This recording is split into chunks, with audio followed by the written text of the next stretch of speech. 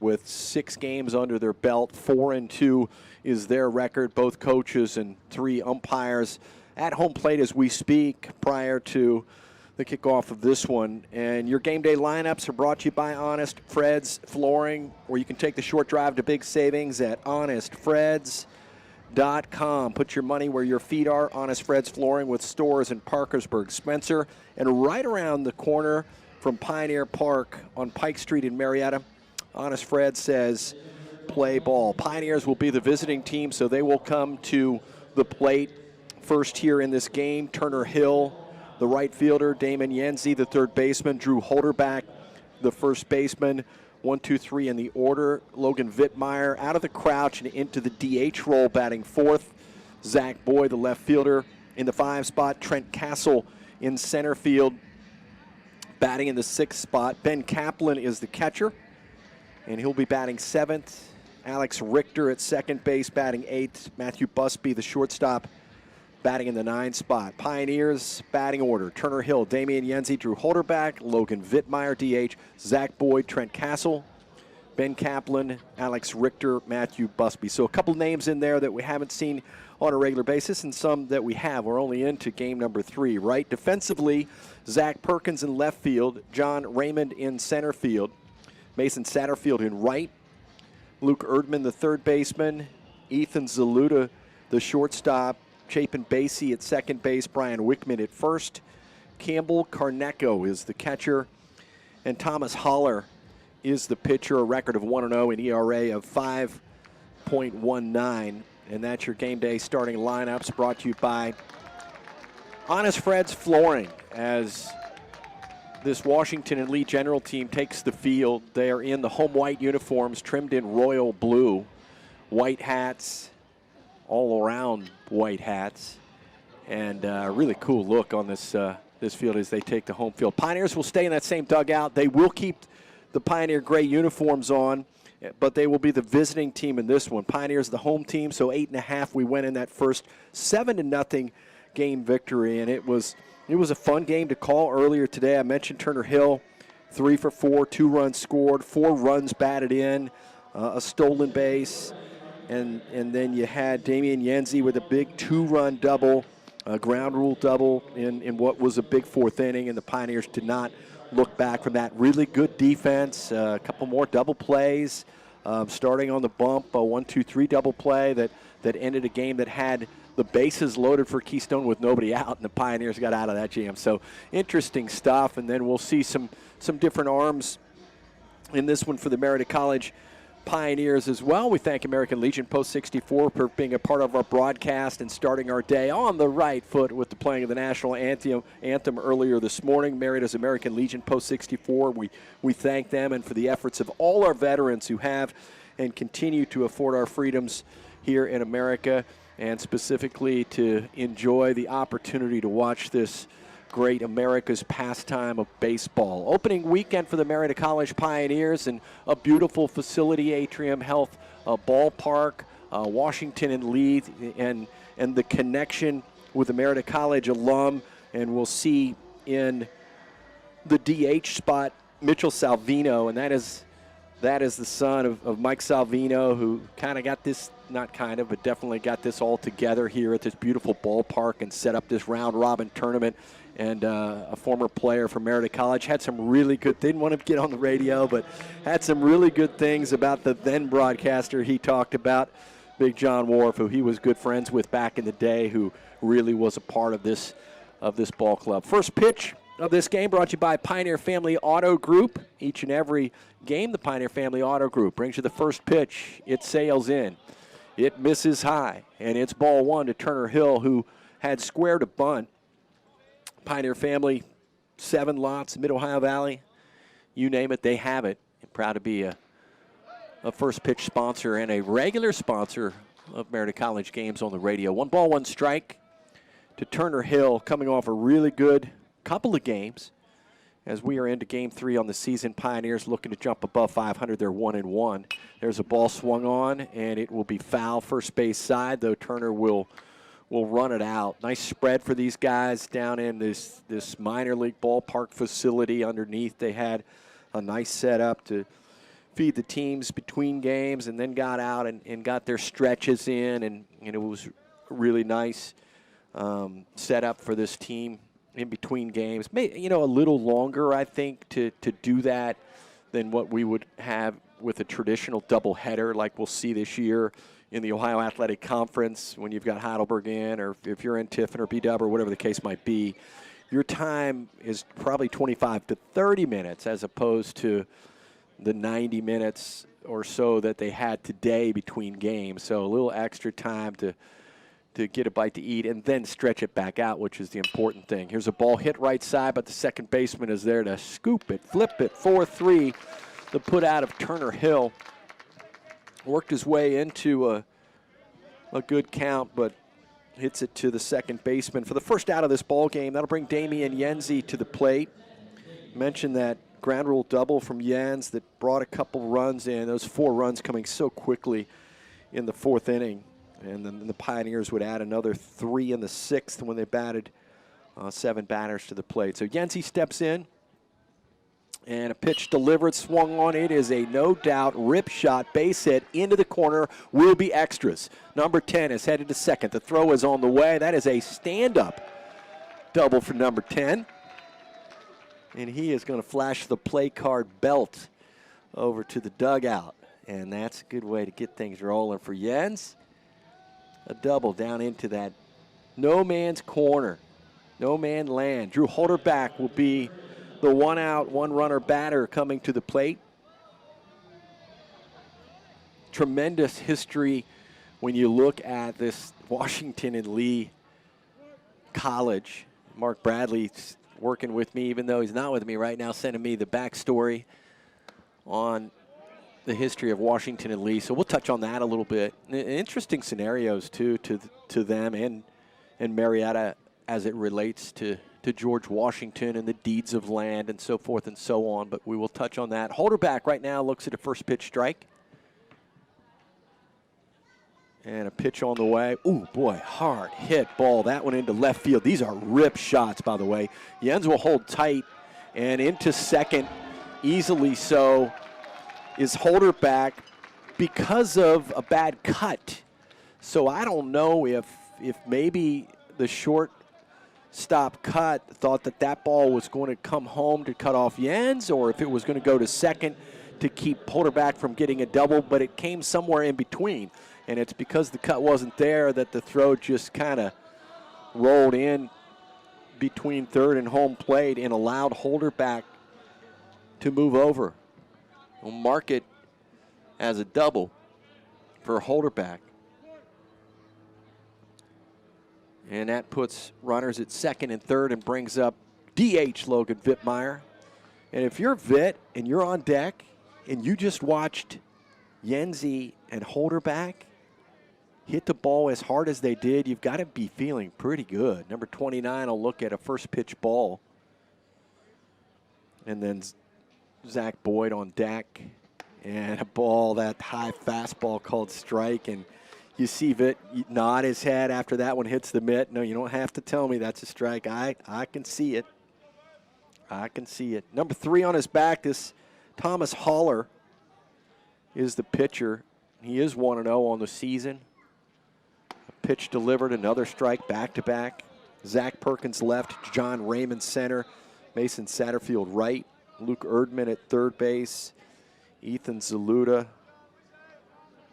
Chapin Bassi up the middle, Brian Wickman at first, Campbell Carneco behind the plate, Haller on the hill, kind of peering over his mitt, ball behind his back, a lefty, and too long he takes for Wittmeyer, and Witt will call timeout at the plate. Pioneers with runners at second and first. We are just underway in the top of the first inning. Pioneers the visiting team.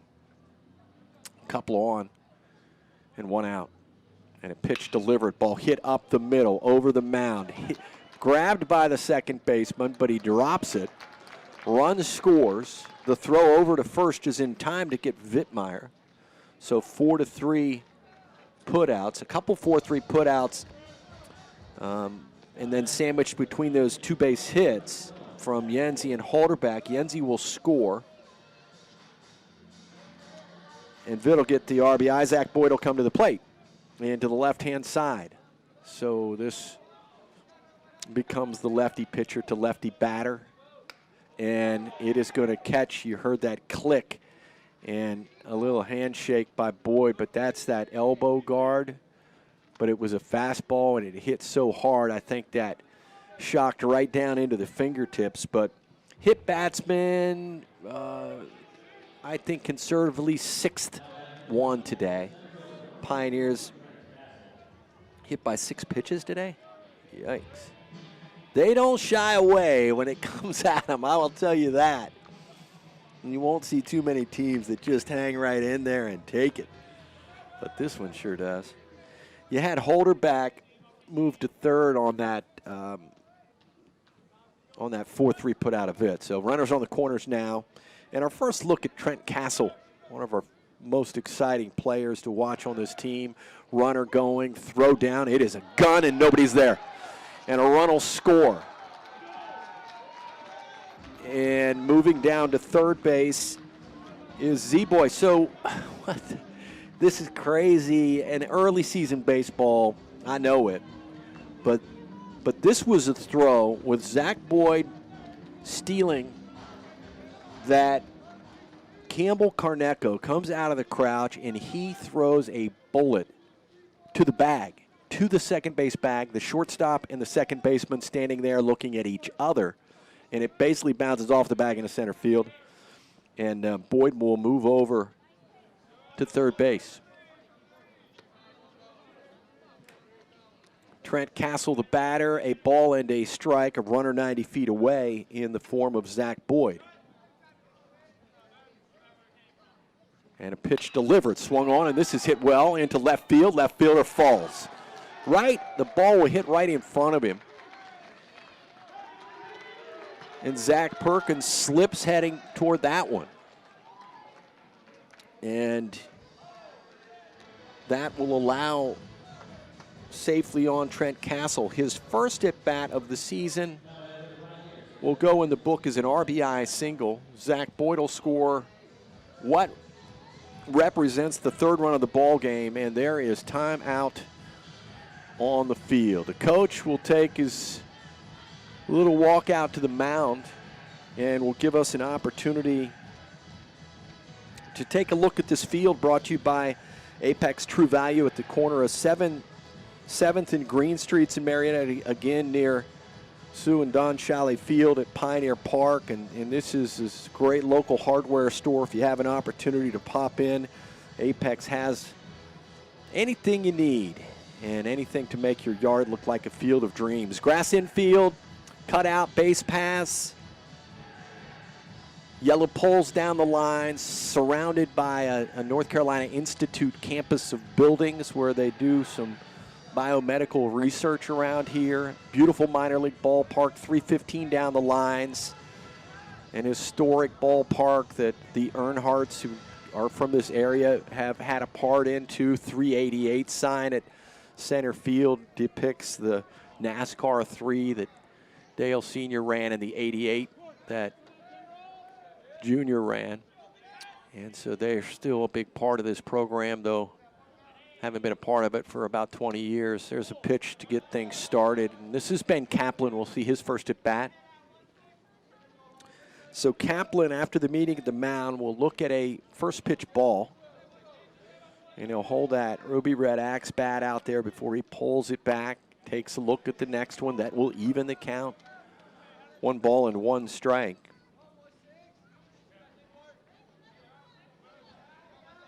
Been cool to have some of the Josh Jacobs and some Tara Meagle here between games, and this advancement staff at Marietta College, development folks, really doing a nice job to put on an event here. And again, Mike Salvino, such a big part of getting this baseball weekend together. Check swing out front. They're going to say, did he go around? The field umpire said he did, and so that was a 1-2 called, or swinging strike 3, I guess it'll go as they said he went around on a pitch away. And that'll be the end of a pretty productive first half inning of baseball. 3 runs, 3 hits, no errors, a couple mental errors. But Actually, they do charge 1 error in that game. I'll figure that one out here in a moment. But we head to the home half. That'd be the Washington and Lee half of this ball game. And out of the gate, Marietta 3, Washington and Lee nothing. You're listening to the voice of the Ada Express.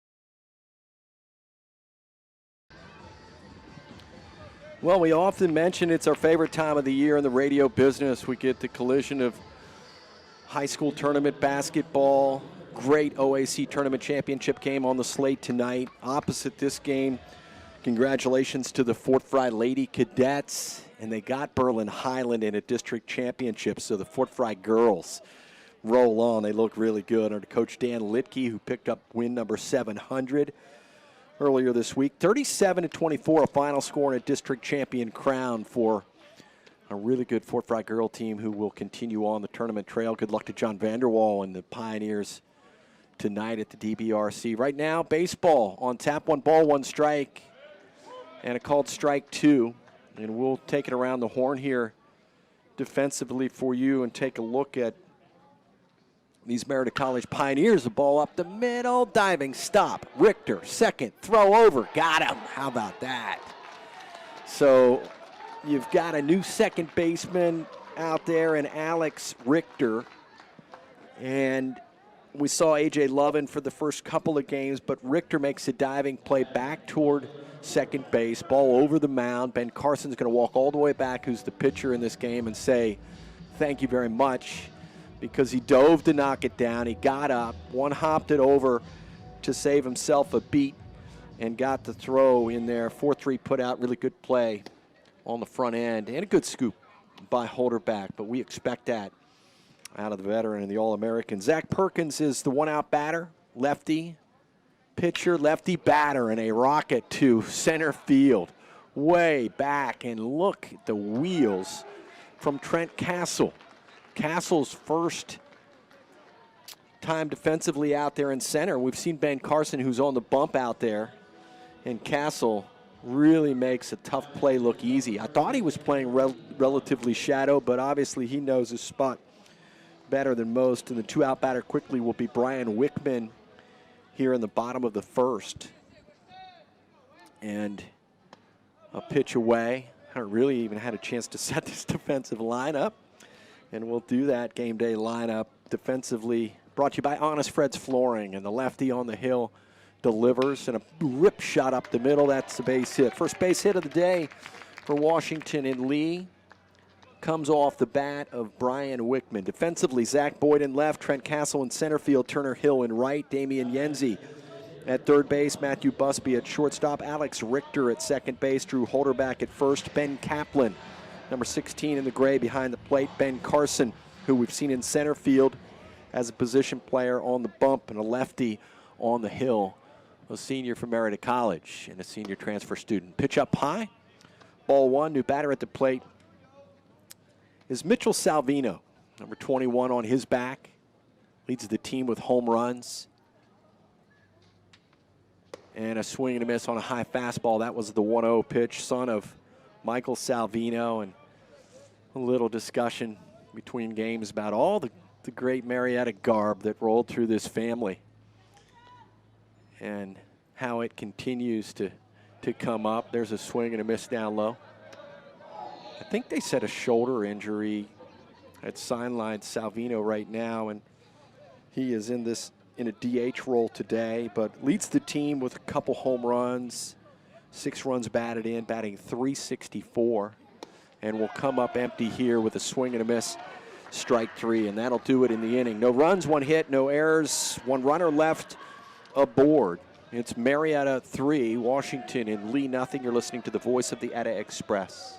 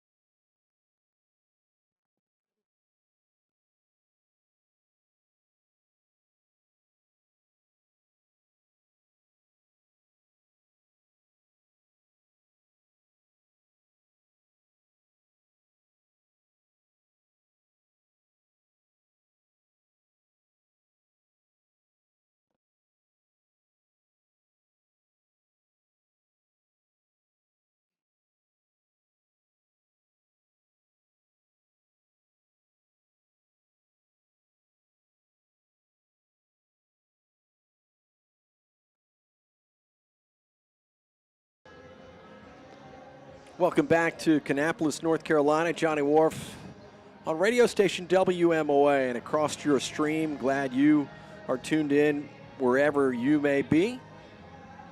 Phil Goodwin, by the way, wants to say hi to Jerry Goodwin back in Marietta. Saw him down here below. He was talking to Coach Brian Brewer, so he wants to send a shout out to Jerry Goodwin back home. That's from Phil Goodwin. So many, just great to see people. Talk to Scott Hendricks, John Snyder. Long talk with Mike Salvino. And just really good to hear from some of these guys.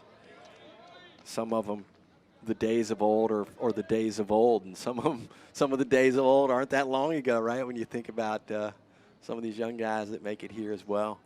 Alex Richter is the batter. Richter, number 18 for the Pioneers. Couple pitches in, actually 2 balls and a strike in to Richter. 6'1". He's just a freshman out of Carmel, Indiana. And a pitch delivered, ball hit sharply at a first baseman who was at the ready. 3 unassisted. First out of the third. We're scheduled for 9. Game 2 on the day for Marietta. Game 1 for Washington and Lee. And Washington and Lee scheduled, I think after this, it's Keystone and Christopher Newport.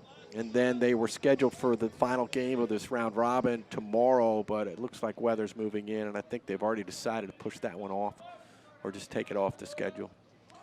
And there's a bunt attempt on the first pitch delivered to Matthew Busby. Will be a foul ball.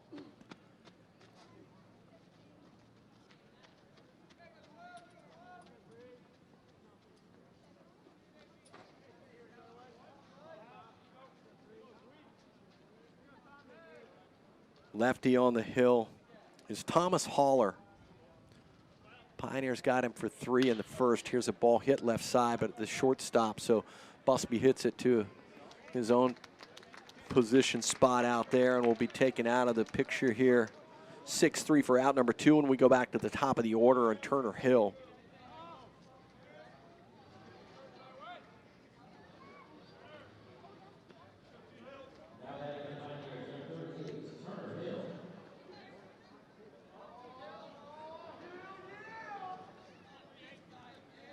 So Turner, after a really good day will try to add to the wares.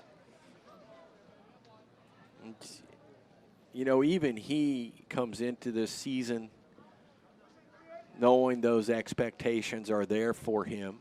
No balls and a strike and a pitch that bounces in. They announced, I don't know, probably a couple of weeks ago, maybe 3 weeks ago, the preseason All-American team, and he's first-team All-American. And he said, you know, that's based on what I did last year. It has nothing to do with what I've done this year because we haven't done anything. So he said it's nice, but I want to make it worthwhile. There's a bunt drop down, and they call it fair. And they get the out. The catcher fields it. From my vantage, now the umpire's right on top of it, but from my vantage, man, I thought it rolled bunt foul, but it ends up being a 3-up, 3-down inning. And a really, really good play from Campbell Carneco. This catcher is something else for the Generals of Washington and Lee, although he was charged with an error, you know, back at that when Zach Boyd was stealing. It really wasn't his fault. That ball was on the money, and I know that's the way it goes sometimes. But 3-up, 3-down go the Pioneers in the top of the second. We head to the home half. It's Marietta 3, Washington and Lee nothing. You're listening to the voice of the Ada Express.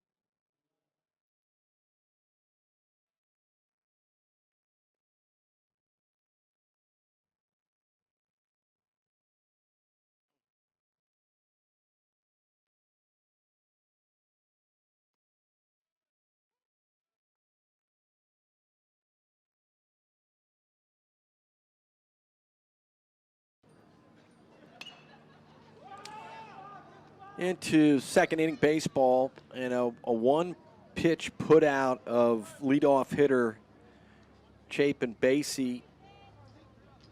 Hit right back to Ben Carson on the hill, the first pitch of the inning, and a 1-3 put out, underhanded over to Drew Holderback, which brings Ethan Zaluda to the plate. He'll foul the first one off and the second one.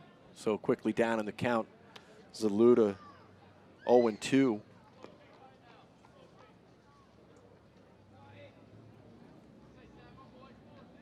Pitcher again is, I think about when we watch Trent Valentine into Sam Matthews and now to Ben Carson. Again, I know they teach him this at Marietta College. Always have. He's kind of quick to work, get batters off balance a little bit, mix it up, and then get the ball and be ready to throw it. But man, these guys are quick to get it, glove it, set, get it in, and a ball hit down the line. That's a fair ball. Could be extra bases. Off to the races, Saluda. He is going to actually cruise into second base. Stand-up double. It's a one-out double.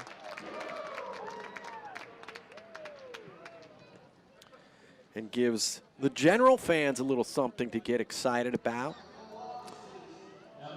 They lost to Keystone last night, but a team that's 4-2.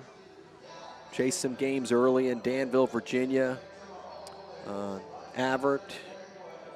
They had, you heard Brevard, North Carolina, so they had a couple of games on the road there as well. And bring that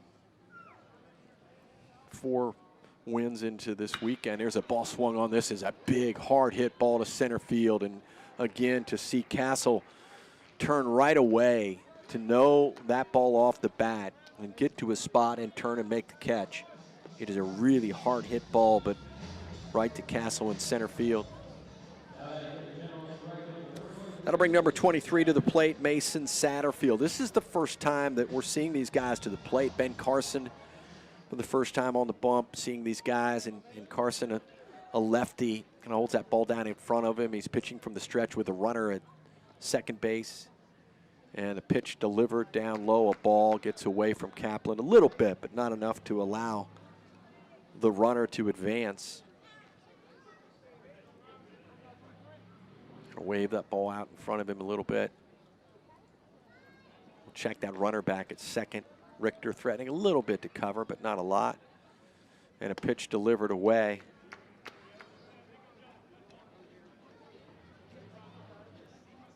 Two-out batter is Mason Satterfield. A sign from Kaplan to Carson. Pitch delivered, fouled back into the net. Washington Lee started as Washington College, one of the few Southern colleges to remain open throughout the Civil War, at the time with fewer than 50 students enrolled in 1865 when that Civil War had ended. It had only offered one college degree in that year, and they were on some hard times before there's a ball hit right side. Gloved by Richter. He'll flip it over and get the 4-3 put out, and that'll do it in the second inning. We'll roll into inning number 3. Up, look here, Kylene and Fats in the house. So we got some guests to step in on the mic as well as we roll into inning number 3. Marietta College Pioneers 3, Washington and Lee nothing. You're listening to the voice of the Ada Express.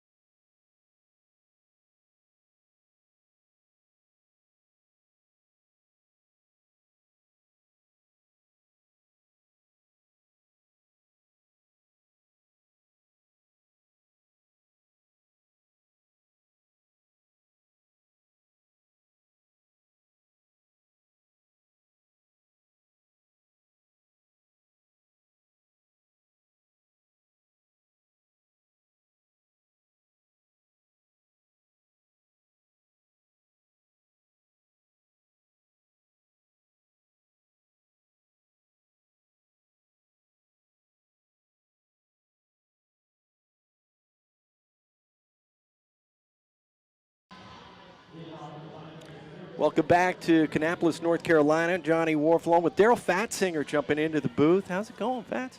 It is excellent.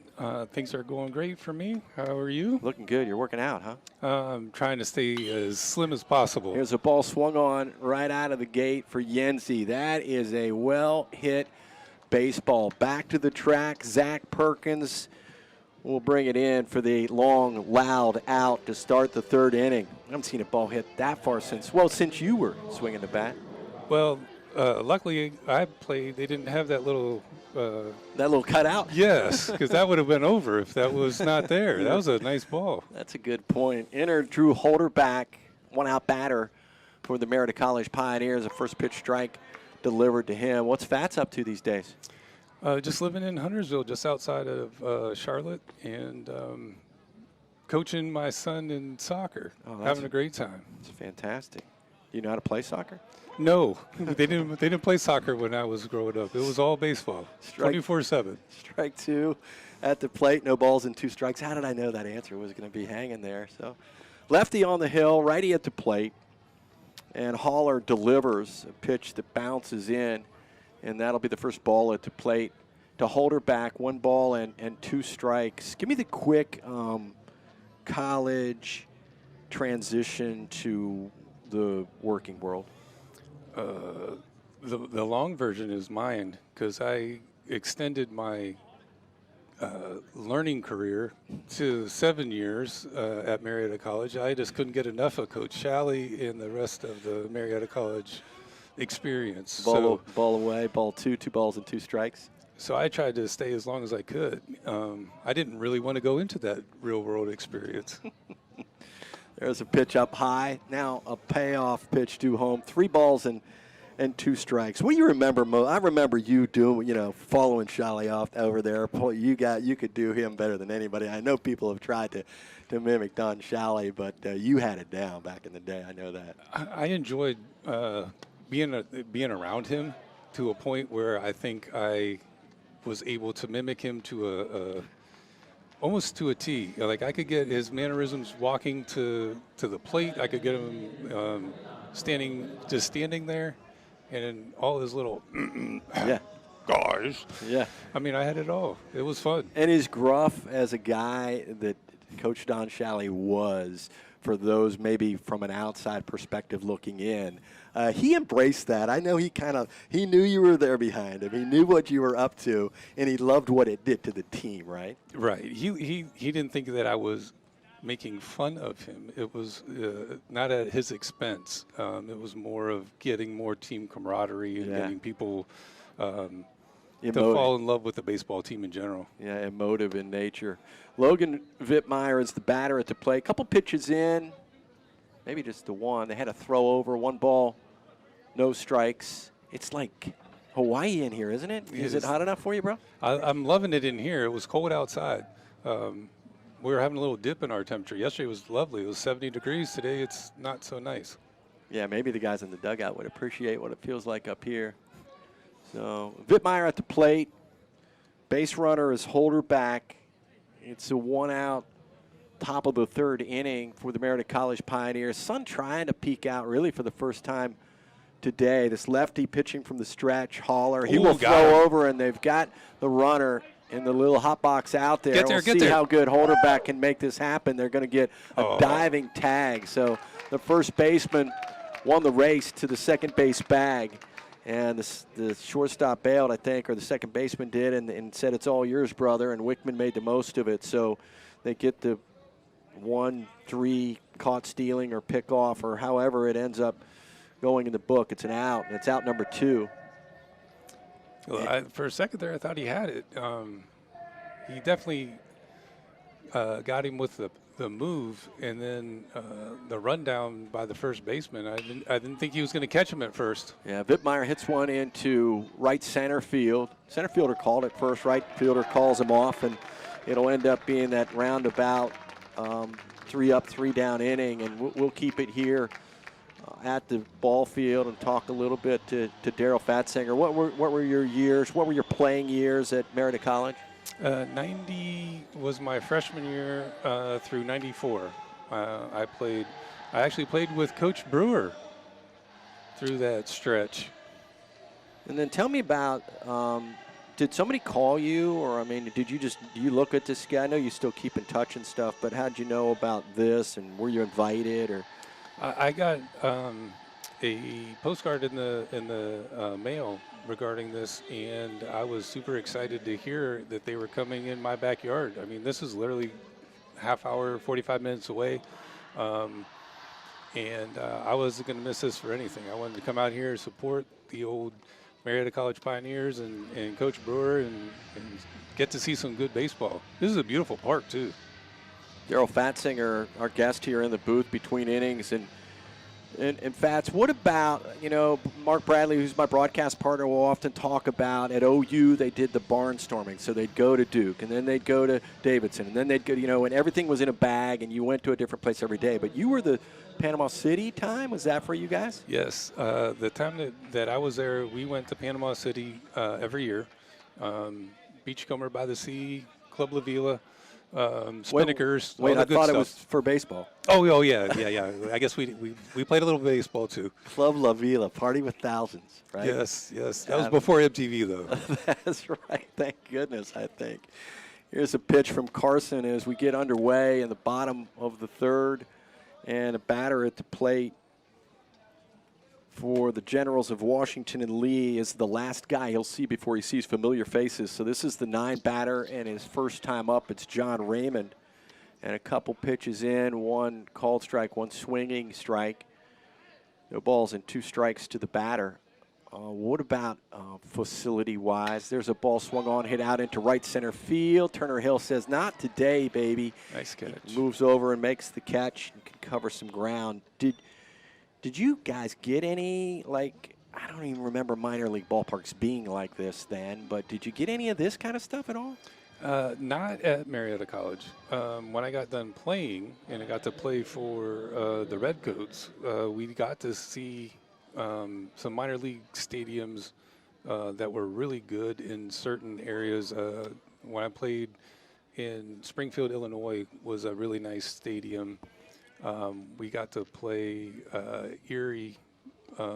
They had a really nice stadium as well. Johnstown had Like a the nice Lake stadium. Monsters or Yes. something like that? Yes, it was a lot of fun back then. But as far as in college, we didn't have the best stadiums as far as like this kind of setup. Right. I mean, this is beautiful. This is a brand new park. I believe it's like 2 years old. Yeah. But we've never had anything this size. Top of the order for the Generals. This is Luke Erdman. And a few pitches in, he's fouled a couple off.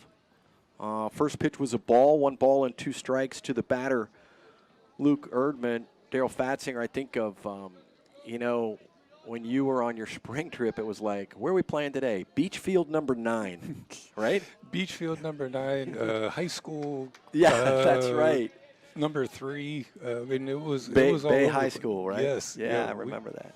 We had some nice facilities, but at the same time, here in Florida, it was 70 degrees and sunny. You can't complain. You got to play compared to cold Marietta at the time. Yeah, 3 balls, 2 strikes, and a payoff pitch due home to the leadoff hitter, Erdman, and he'll foul off a third pitch, and the count will stay full. Do you think from the standpoint of, what you're doing now career-wise, and people say this, but you learn as much maybe from the game of baseball, being around the guys, Coach Shally, as you do, from anything going to college. It just gives you that responsibility. Oh yeah, it's an easy transition because you have to go into work. You have to have a team concept there, just as you do when you're playing ball. And then you always have a good leader, hopefully, like Coach Show's, to make sure that you're doing all the right things for the company. Payoff pitch hit back to the pitcher. This is Ben Carson. You heard in the pregame interview with Coach Brian Brewer that he's got these pitchers on the bump that can field their position. So you got a position player in Carson who's also a pitcher, and jumps off, grabs that one, and fires it over for the 1-3 putout. Zach Perkins is the 2-out batter, and a pitch delivered, missing in, ball 1. Third inning baseball. Pioneers the visiting team, so we're in the bottom half, the home half. Pioneers lead 3-0. And a pitch up high. It was a good curve. I thought it was a strike. Yeah, lefty pitcher to lefty batter right now. Carson delivers, and this is heater up and maybe a little bit in, or at least Perkins thought it was. 3 balls and no strikes. And a pitch on the way, and this one is lifted out into right field, and going back on his horse and kicking it is Turner Hill. Will not be able to get to it, and will be an extra base as the throw comes in. And it becomes a green light pitch, right? You loved that 3-0, didn't you? Yeah, I'm surprised he got a 3-0 green light down 3 runs, but I guess, trying to get a spark any way they can.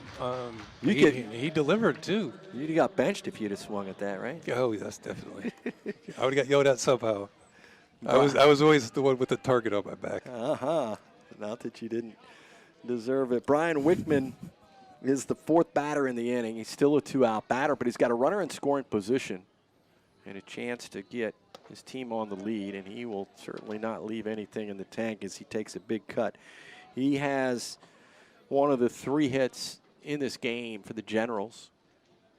And we'll see Carson from the stretch with the runner at second. He'll glance back a couple times. Richter dancing a little. Here's a ball down the line and moving foul, and we'll be out of play. But it was bad on ball for sure. That'd have been trouble if it would have stayed in the park.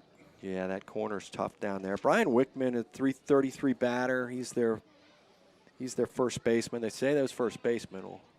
They can rake. They can rake it. They know how to hit. They hit bombs. Check of the runner. Nice. Swing and a miss. Strike three. Can you give me another half inning? Can I squeeze you for another half inning? Definitely. Okay, we'll be back. We roll into top of inning number 4, and it's Marietta 3, Washington and Lee nothing. You're listening to the voice of the Addy Express.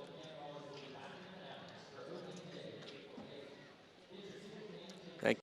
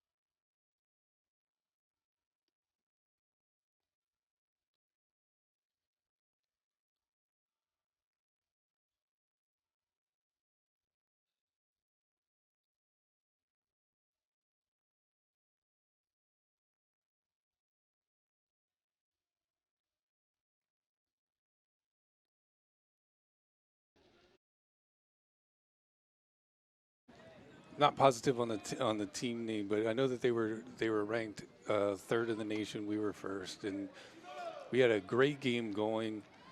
I ended up hitting like a home run to put us up 7, and I thought the game was over. So I kind of did a little extracurriculars during that home run trot. No.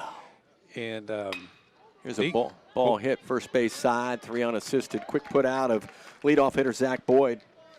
And I ended up thinking that this game's over. This is done. You know, we're up 7. They came back the next inning and scored 7 and tied it up. And to say I got yelled at is an understatement on the side in the dugout that time by Coach Howes. But at the same time, I learned a lot that you never ever think that something's over until it's over, because 7 runs in a baseball game you think is a lot, especially in the 8th inning.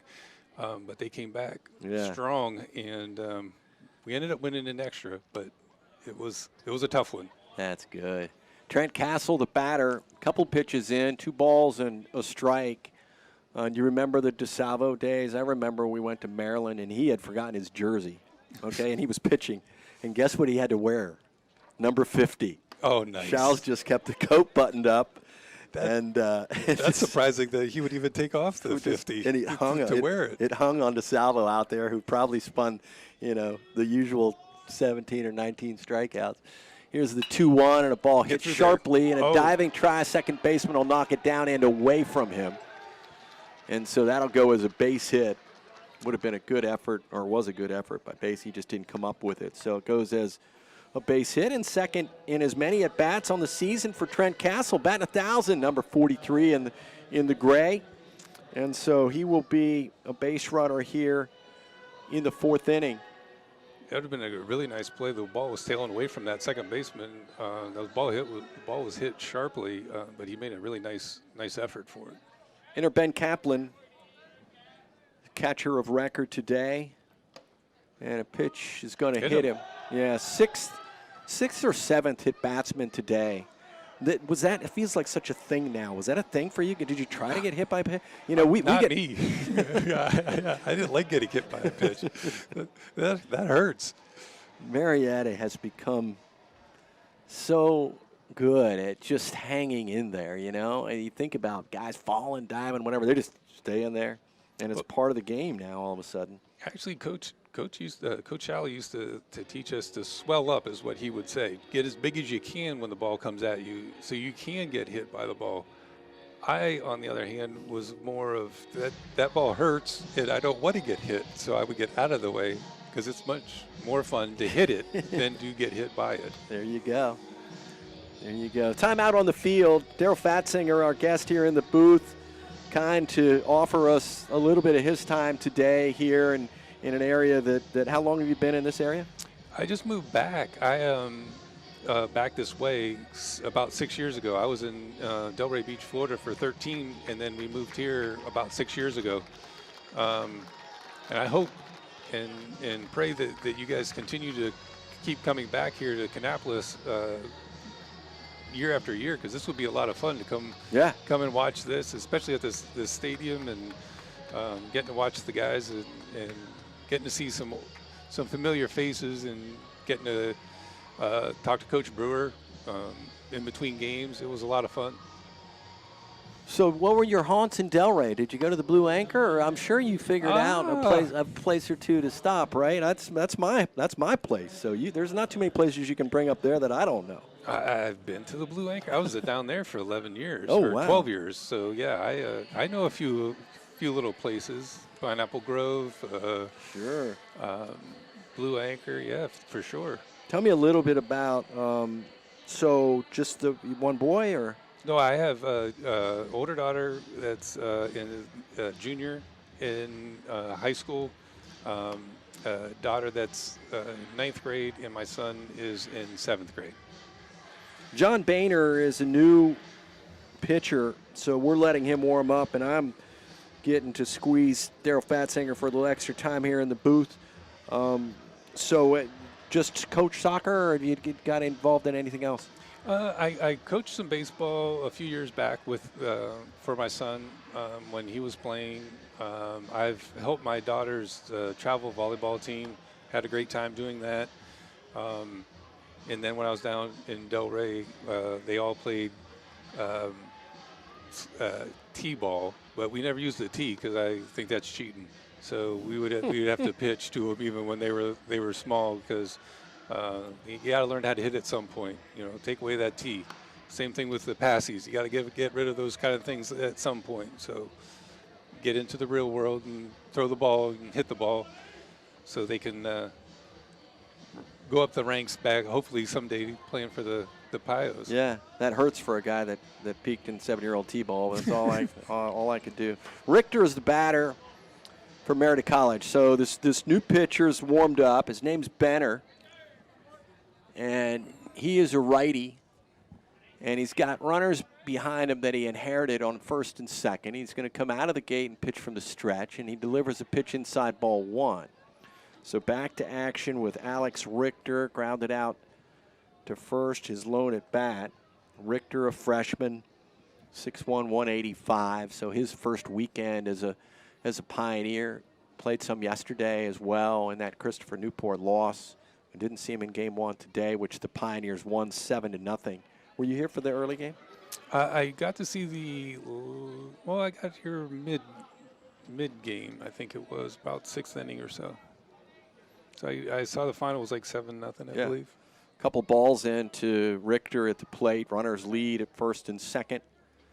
And a pitch on the way. Ball hit right side. Richter up, and nobody's covering, and all hands are going to be safe because of what will probably go as mental errors. I don't know that you can charge an error when somebody isn't in their spot.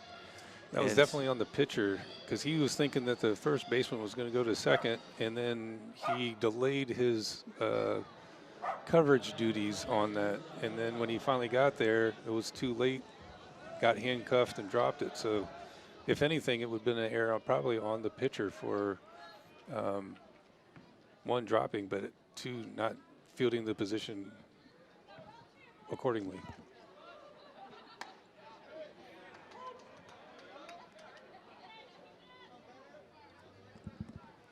So with that, all the bases are loaded. Matthew Busby, the batter. First pitch is a strike.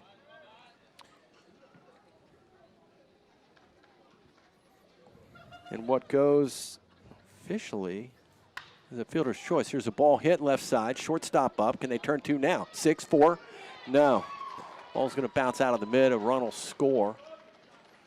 And so they get the middle runner, which is Kaplan. Scoring is Castle. And that'll bring Turner Hill to the plate. Busby on the fielder's choice safe. 6-4, the put out of Richter for out number 2. Runners on the corners with Kaplan at third and Busby at first. And your batter is Turner Hill, and the Pioneers put another one on the scoreboard. It's 4-0. And to the top of the order we go with Turner Hill and runners at first and third. Busby with the lead, he can run. Pitch delivered, called strike, a little bit of a high zone, but it's been consistently there. To number 38. Turner, another big day earlier today. 3 hits, 4 runs batted in, 2 runs scored, stolen base just today at the office for the All-American. A throw over thinking maybe Busby was going to move, but he dives in there safely. Probably not going to want to run right here because you want him to be able to swing. You get a base open, then you can pitch around Turner. Still an extra step out there by Busby. And a pitch delivered and a ball hit sharply, and it is going to sneak inside that third base bag, and then it's going to get into the corner, and that'll be extra bases. Turner's headed to second.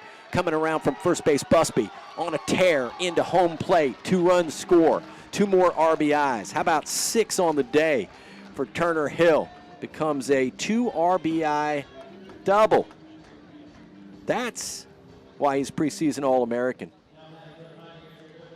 He just took the pitch where it was and just went right with it, right down the line, third base line for a double. It was really nice hitting on his part. So the pitching change came a few batters ago, and he's not being welcomed very well by the Pioneers. Damian Yenzi steps in, pitch delivered, misses low ball 1.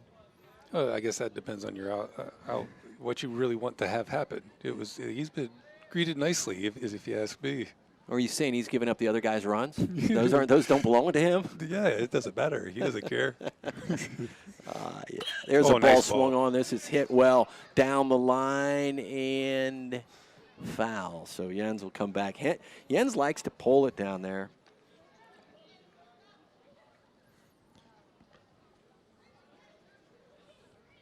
This is an older team, isn't it? The Pioneers this year. Yeah, it's just obviously been some different kind of couple years. You get some exemptions to stick around. You've got some seniors and guys that got that hardship year, and so what we've done the last couple of years is pretty good, but really loaded up. Got some good transfers in, and a pitch up high.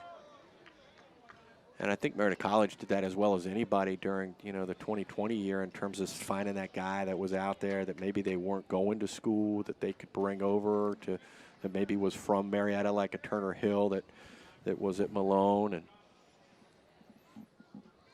and have them come in for a couple of different reasons. There's a pitch down low that bounces away. And that was a good read by the guy on second base because the batter wanted him to stay there, but he read the ball, bounced away from the catcher, and took off. Yeah, that's Turner.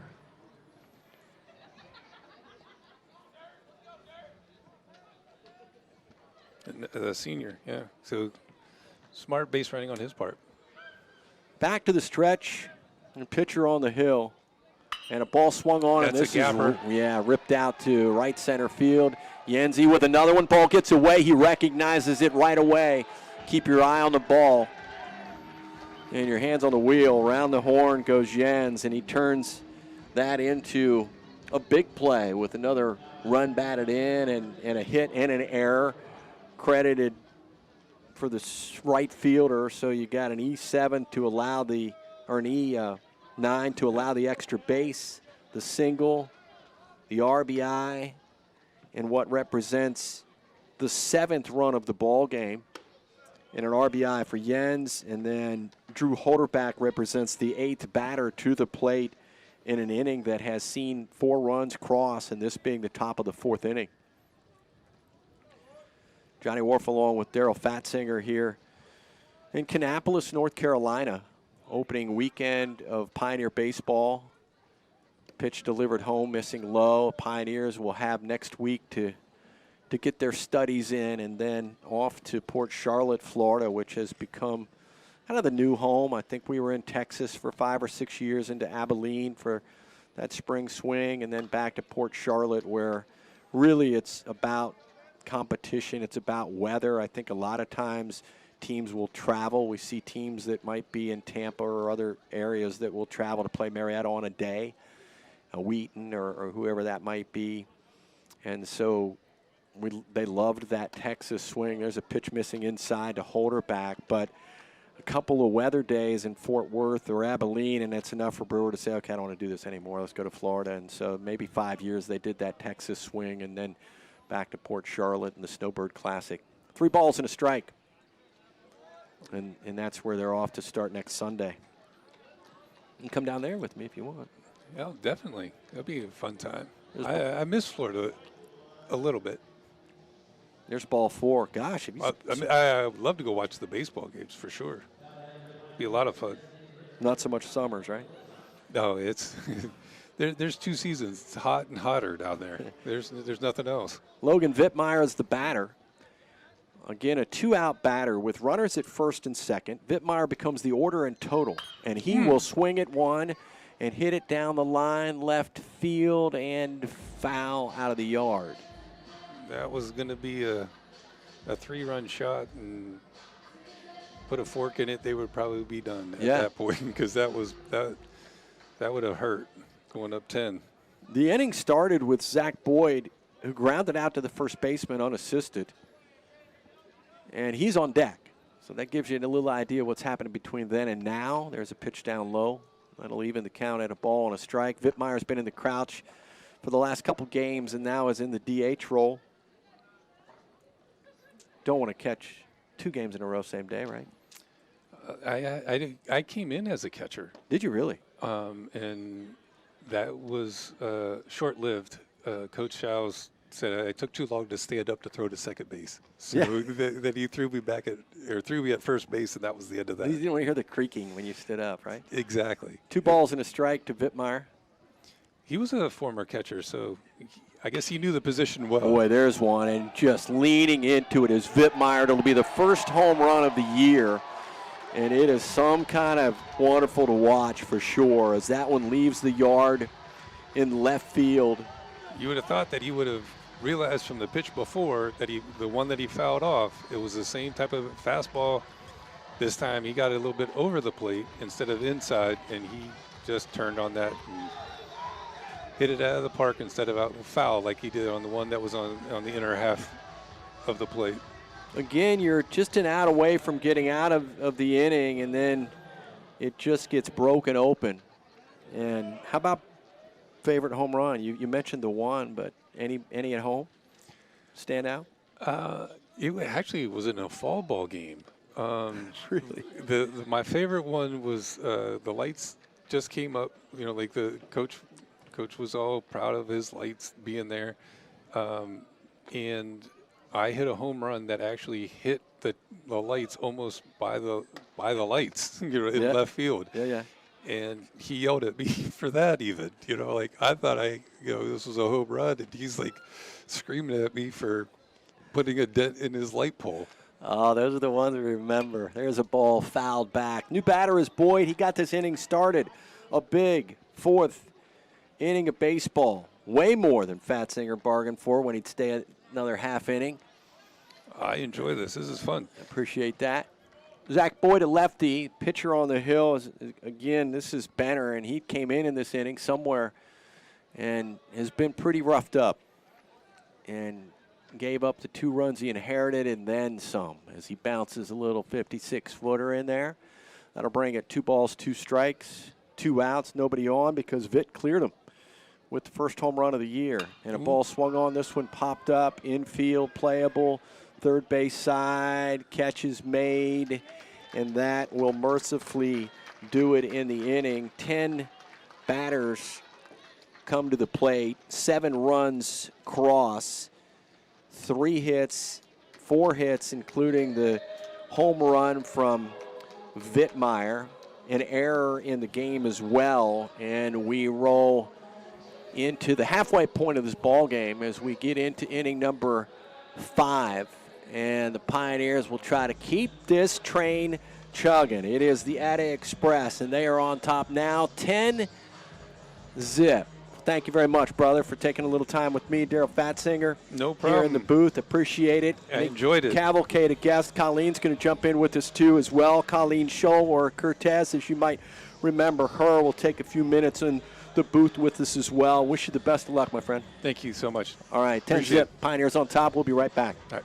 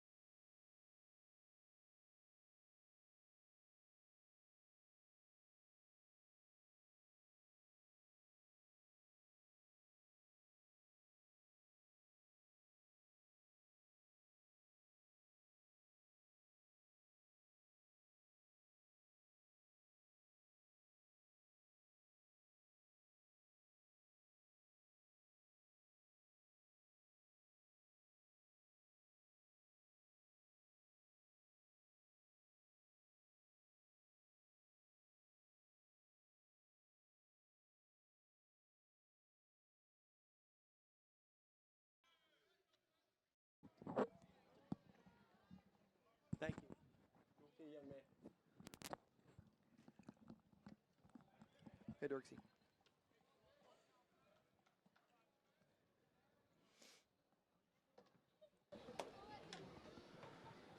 Back to action. And Ben Carson, a lot of wait time for him.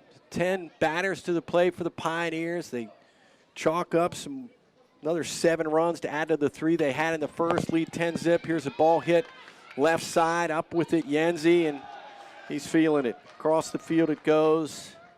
5-3 the put out. Colleen Scholl joins us in the booth. Give me your years playing Marietta College basketball. 88 to 92.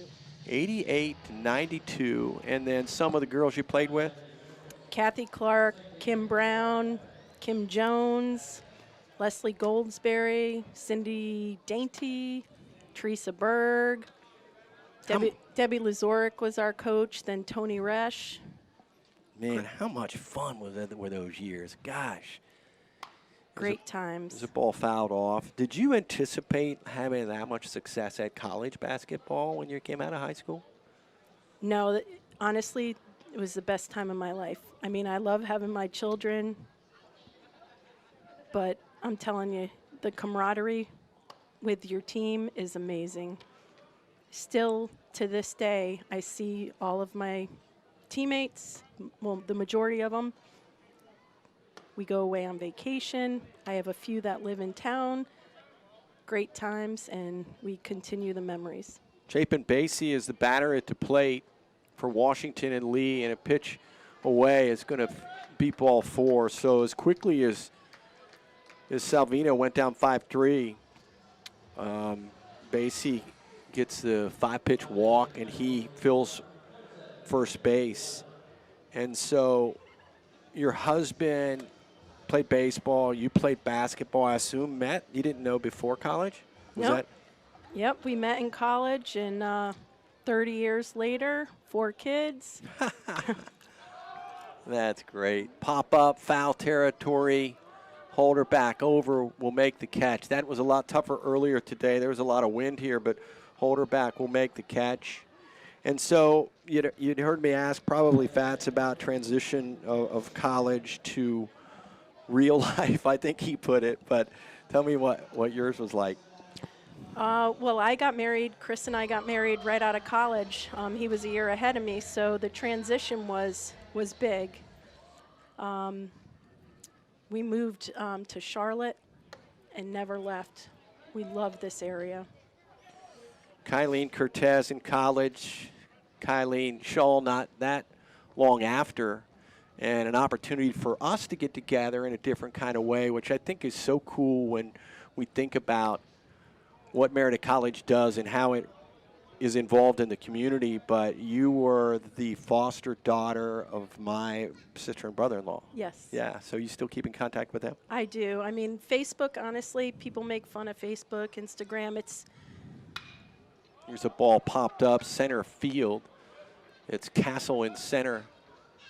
Will make the catch, and that's pretty quick work of an inning. We're going to keep it here. We're talking to Kylene Cortez Scholl, and so Mark and Julie Harris, a foster family. I don't know how long it had gone on up to that point. That's as far back as I remember. Well, my father actually had Alan White, a basketball player, so back in the 70s. So a long time, but really cool tradition. Oh, amazing. And yeah, so I was saying that, Facebook, Instagram, just the connections that you can keep up with. Everybody has busy, lives, but it's so great to see, like, Mark and Julie's kids growing up. I've, attended a wedding.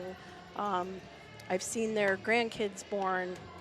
Mark and Julie have stopped through Charlotte, traveling down south. I'm blessed to have them in my life, and I will never forget the impact that they've had on my life. Kind of recent story, Kylene, as it relates again to small world. But I drove with the team last night. I drove by myself to this Brewers 4001 Yancey and really nice dinner, and the Fergusons put that on last night. But I just think about the traffic and how long it took to get there, and people do this every day. Yet I was down here on a golf trip not that long ago, and you and I run into each other in a dang restaurant. Is that crazy? Crazy. I mean, we frequent that area. We live there. We're at Ease, and I see John Wharf walk in with a bunch of his friends, and I'm like, Chris, that's John Wharf. And I, of course, my normal self, I yell, Johnny. And, instantly, you knew who I was, you knew who Chris was, and it's like a day hasn't passed. Marietta College has blessed me and blessed Chris. I mean, amazing community, great people. I would love one of my children to attend Marietta College. Tell me about them. So what are you chasing? Fat says he was chasing soccer. What are you guys chasing? So my oldest is down in Pensacola going to flight school in the Navy. Holy cow, did I get a late start. Okay, go ahead. He's an officer, graduated Chapel Hill. Congratulations. And decided he wanted to fly. So unfortunately with COVID, they're set back a little bit. So he's about 6 months back from where he should be. Won't start flight school for 6 months, but he's having a great time with all his OCS buddies. Fantastic. That's number one, right? Trent Castle is the batter. Couple of pitches in, 1 ball, 1 strike. Castle 2 for 2. Timeout on the field and something up out on the mound, but so go from there. So number 2, she's a sophomore at Charlotte, and took after me a little bit, but she's a much better shooter than I was. I was more of a passer, and then our third's a senior in high school. Here's a ball fouled off right side. I don't think will stay in play. It doesn't. So 1 and 2 to Castle. She's looking at Ohio State, Tennessee. She wants to go the big school route. Sure. And she got into NC State, deferred for Carolina, but just blessed that she is looking forward to go to college and have a great experience. And then we have a 14-year-old that's playing lacrosse that I drove all over this morning to get to practice. Oh, my goodness. 1 ball, 2 strikes, and the pitch away will be ball 2. Mike Salvino, who's responsible for Marietta College being there, Marietta College alum. His son plays on this Washington elite team, but he says he'll fly that Marietta College flag in his face a little bit. Do you get to do that with your kids at all? Do you have any MC stuff flying around still? Yeah, I honestly was going to wear my Letterman jacket. I was like, I got to do this, like be a goofball, because that's how I am. But that's cool. I didn't wear it, but yeah, we try, and you know, like I said, go away. Payoff pitch hit, first base side. First baseman ends up having to cover. I don't think he wanted to cover, but pitcher off the bump, not so quick, and still they get the job done. 3 unassisted. It takes the leadoff hitter out. Castle 1 down in what is a 5th inning. Pioneers lead 10-0. Kylene Cortez, our guest here from Marietta College, and I'd asked Fatzinger as well about, did you just get a call or like an invite to come here and check this out? Yeah, Chris got a postcard, and Brewer had given us a call, and just, of course, Fats reached out too, and you know, obviously wanted to come out and see our Marietta people. That's great. And this amazing baseball team. I mean, the history that Marietta College baseball has is just unbelievable. 2 balls, no strikes. Batter at the plate is Ben Kaplan. Kaplan, the second batter to the plate in this 5th inning for the Pioneers. Pitch inside. That's 3 straight balls. And I think they said Chris was at that event, one of the events last night, right? Top Golf or something. Yeah, he went to Top Golf last night. He had a work today. He gets free golf, so he works at a golf course just to, you know, play. Somebody like, I think Coach Brockmeyer says, holy cow, she'll get hit the ball a ton. So does he play a lot of golf? He does. He played a lot last summer. Oh, here's a rip shot down the line, just inside the first base bag, hugs the corner, and then gets into foul territory, and it's going to be a sliding double. Didn't need to, but Ben Kaplan wanted to make sure of it. And this young man making the most of an opportunity here in the crouch today, and gets a nice double, a 1-out double here in the 5th inning for the Pioneers, and that'll bring Alan Richter to the plate. And then what's your go-to? Do you still do you play golf? I play at it. Yeah. Yeah. You and I me mean, both. you know, having the kids and, you know, you take time off, you got to get back into it. It's definitely a patient game, and I don't have much patience. Are you Charlotte proper, or whereabouts? We are up in Lake Norman, and we're up in Mooresville. There's a ball hit back to the pitcher, but off his glove. He's got to chase it, then throw it, and get the out number 2. But the runner, Kaplan, moves down to third base, score the out 1-3 of Richter, and bring Matthew Busby at the plate to try to bring that run in from 90 feet away. So Lake Norman area, yeah, Mooresville, I'm familiar with that. That's kind of where we ran into you. Yep. Huntersville, right? Yeah. Yeah, we lived in Huntersville 10 years and then moved north because the kids' school was up that way. Pitch on the way is away. What initially brought you here? Just a growing city. Yeah. You know, in '92 when we graduated, there was a recession, and I grew up in Connecticut. My dad's like, can't afford here, you got to get out. Yeah. So Chris and I decided we like the warm weather, and came down, fell in love with Charlotte, and it has just blossomed. This city is so amazing. 2 balls, no strikes, and a pitch away makes it 3-0. And I love that folks you can feel it when you talk how much you appreciate what your college education and the whole experience. That's 4 straight balls. Busby's on base. But that whole experience, the basketball, the coach, the schooling, the people you met, how it kind of flowed right into where you are. Oh, definitely. Coach Lazora, Coach Arbuckle, solid women that have been a great influence in my life, and many of my friends that went to Marietta College. Carrie Gilligan is another, player that I played with. We go on vacation. Jan Dills, she's in Parkersburg. I'm sure many people know Jan. We vacation, as suite mates. Our kids grew up together in the summer. Amazing amazing memories. Jack Belbot, the pitcher, and these players have to look and see Turner Hill step in the box and say, oh, wait a minute, this guy's up again? So Turner Hill steps in, and they finally see a strike. That's the first strike I've seen in about 5 pitches, but Busby's on with the base on balls. Got a base runner at third base in the form of Ben Kaplan. And then a throw over will chase Busby back. And think about from the time you got here to how much, so much for a growing city, right? It's about growing out of it. Yes, definitely. It's Crazy. busting the seams for No sure. doubt. Pitch on the way, and a ball swung on this one, just ripped out into left center field, hit him where they ain't. And that'll score the 1 run for sure.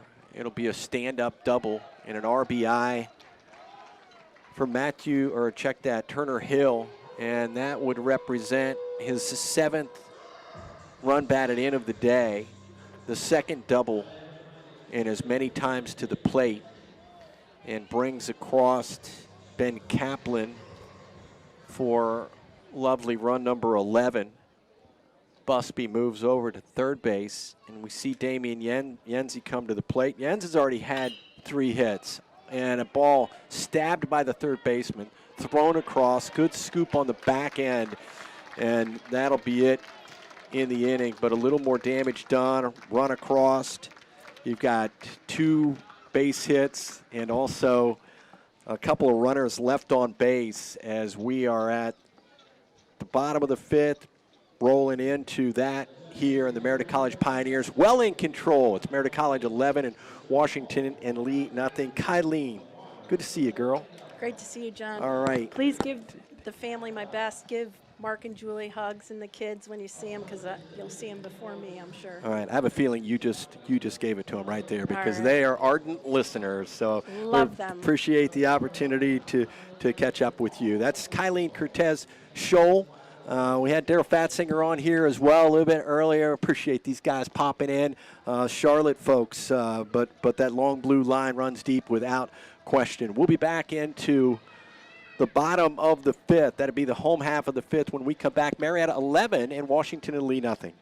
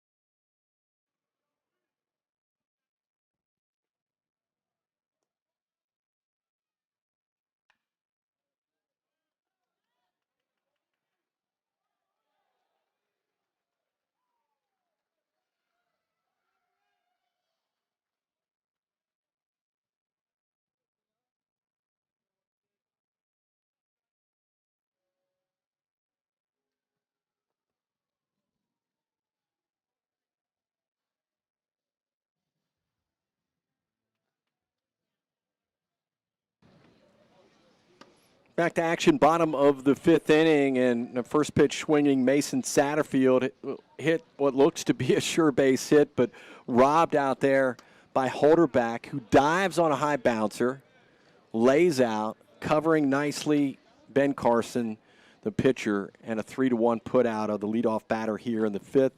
And then stepping in is John Raymond. He's the 9 batter in the lineup, 2nd in the inning, already a couple pitches in.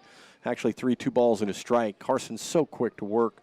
The lefty with that tan Rawlings glove out in front of him will cite the sign of fire, a strike. Raymond, the center fielder on this team. Good batting average, but in limited games. Here's one hit out to first base. We're going to try to do this 3-1 thing again. That's the one that Mark Bradley would say, we practice it all the time, all winter long. Pitcher, cover first. And back-to-back 3-1 putouts. The first one had a little more flair to it because Holderback had to lay out to knock it down. And so we go to the top of the order. And Luke Erdman will step in and look at a pitch away and a ball at the plate. And you might hear, what do you do when you're up 11 runs? The answer is throw strikes, which for the most part, that's what Ben Carson is doing. But down 2-0 to this new batter at the plate. There he'll get a strike in, 2-1. Erdman, a couple of ground outs, one to second, one back to the pitcher. But he is their leadoff guy. And a pitch delivered is upstairs, so 3-1. Got activity in the bullpen of Washington and Lee. And a pitch that misses low, that's ball 4. So a 2-out base runner, leadoff guy. So we'll figure out how Lee got his name on this as well. A school that started as Liberty Hall Academy back in 1776. And then in 1796, George Washington choosing the school as the beneficiary of 100 shares of James River Canal Company stock that he had received as a gift in his service to the Commonwealth.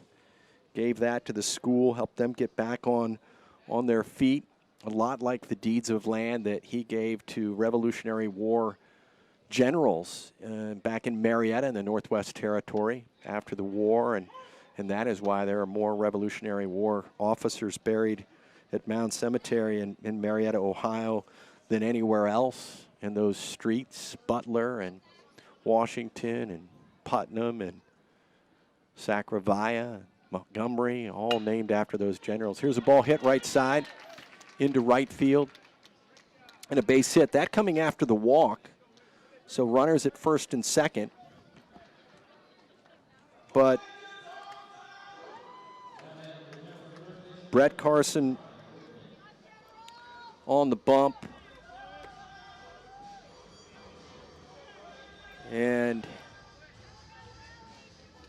looking for a little, maybe another little double or another quick out here. Try to keep that 0 on the board.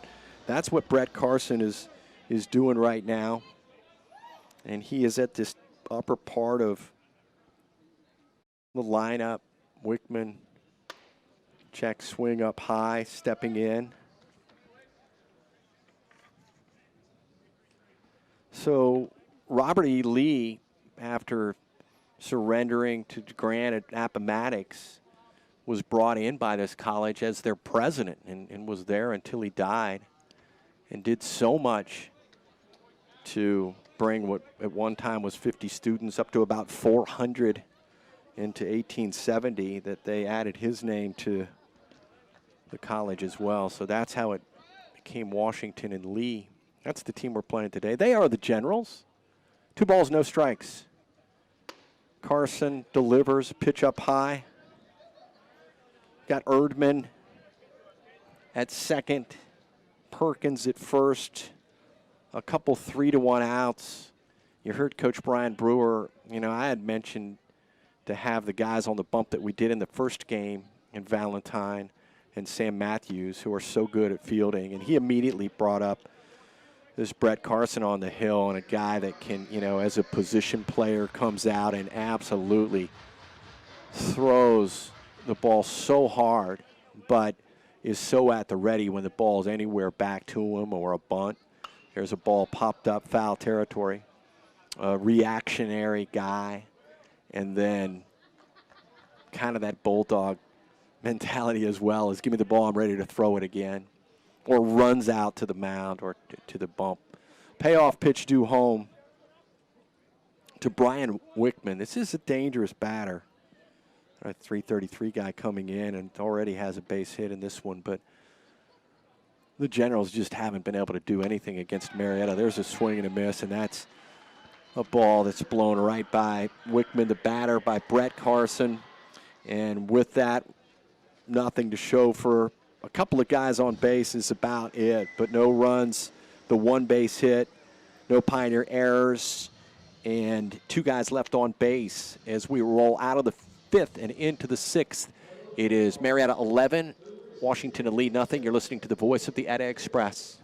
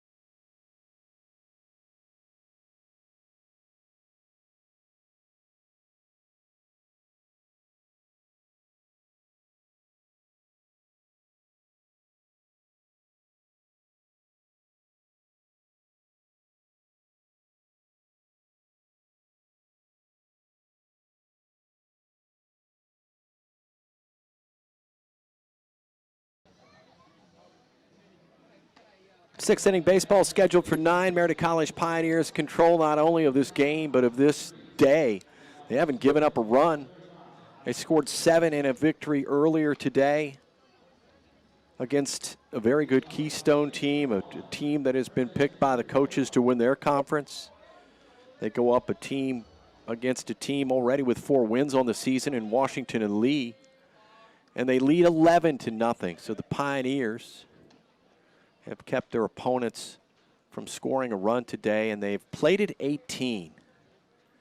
And it's a good answer to a day yesterday that they got stumped in pretty good by Christopher Newport. Drew Holderback will lead things off. New pitcher on the hill. And a ball and a strike delivered to Holderback. And a swing and in a foul tip as Ashwin Shurish comes to the plate. And there's a ball hit right side and into right field.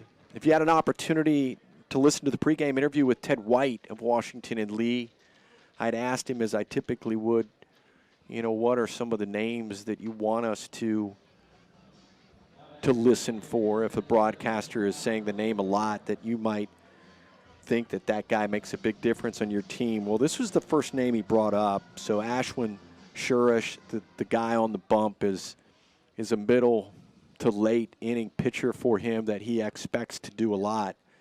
There's a pitch delivered, missing low to Logan Wittmeyer, a ball. And so Shurish, one of their top guys, coming back.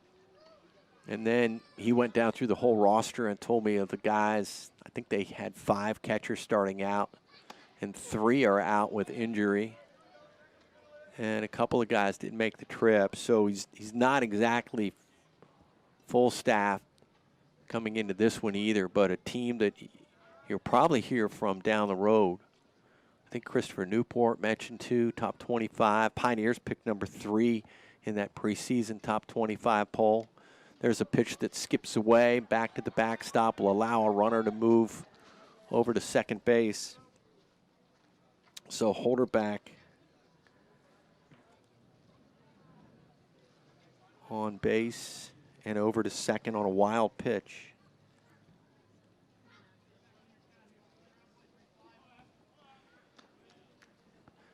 And so Wittmeyer steps back in.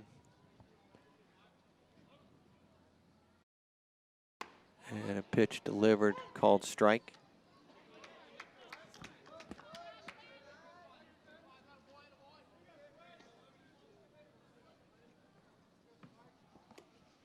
Two balls, 2 strikes, 1 on, nobody out. Top 6 baseball, Pioneers leading 11-0.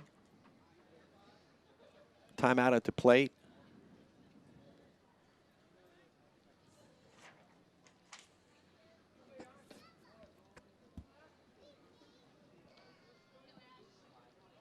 Stretch, pitcher Shurish delivers one down. This was going to get back to the backstop as well. So a couple wild pitches. And suddenly, Holderback's 90 feet away from what would represent a cool dozen runs in a ball game. And the guy at the plate is responsible for 3 of those runs with a swing of the bat. First home run of the year coming off the bat, number 29, Logan Wittmeyer. Yeah, and a 3-run jobber, and this one's going to bounce in, and fortunately, a chance for the catcher to stay in front of this one, or it would have plated yet another run. It was just a 3rd wild pitch. It ends up being the back-to-back walks, runners on the corners, and Zach Boyd is the batter due up for the Marietta College Pioneers as Keystone works their way back into the field. I think they've got Christopher Newport following this one here. Pitch delivered is up a little bit high. Zach Boyd, the batter, hit by a pitch, out 3 unassisted, and a little pop up at third is 3 times up in this one. And the next pitch, missing inside. Looking for his first hit of this day is Zach Boyd. He's got runners on the corner, so a chance to pick up a run batted in as well. And a ball fouled off right side. His first RBI yesterday. And number 21 now looking at 2 balls and a strike.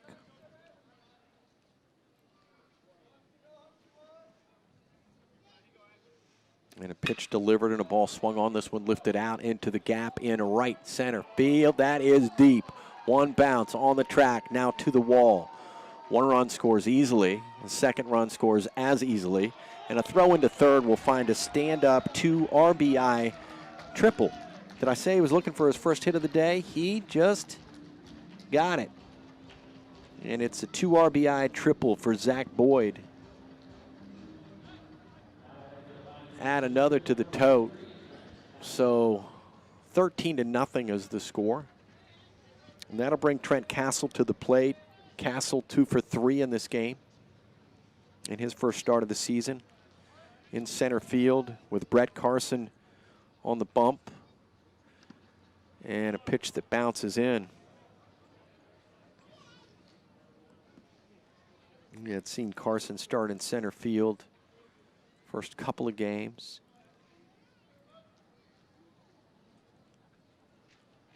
To the stretch. Shuras. And the pitch delivered inside.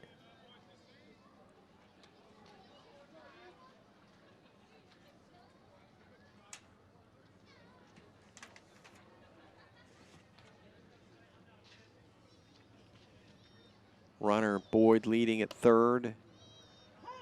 And a strike called to Castle, and that was the 2-0. So now 2 balls and a strike to number 43.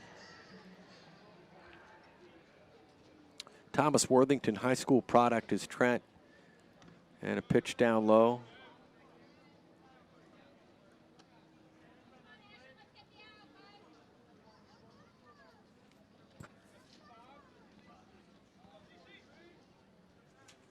And Shurish sighting the sign. And a pitch called strike. Shurish out of Glen Allen, Virginia. And the right-hander sighting the sign. And number 43 readies at the plate. And a ball swung on, hit back by Shurish. Charging, shortstop, little sidearm flip. Score the out, but also score the run. And run number 14 on the tote.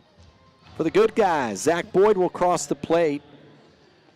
6-3 the put out. Credit an RBI and a second one of that to Trent Castle and bring Ben Kaplan to the plate.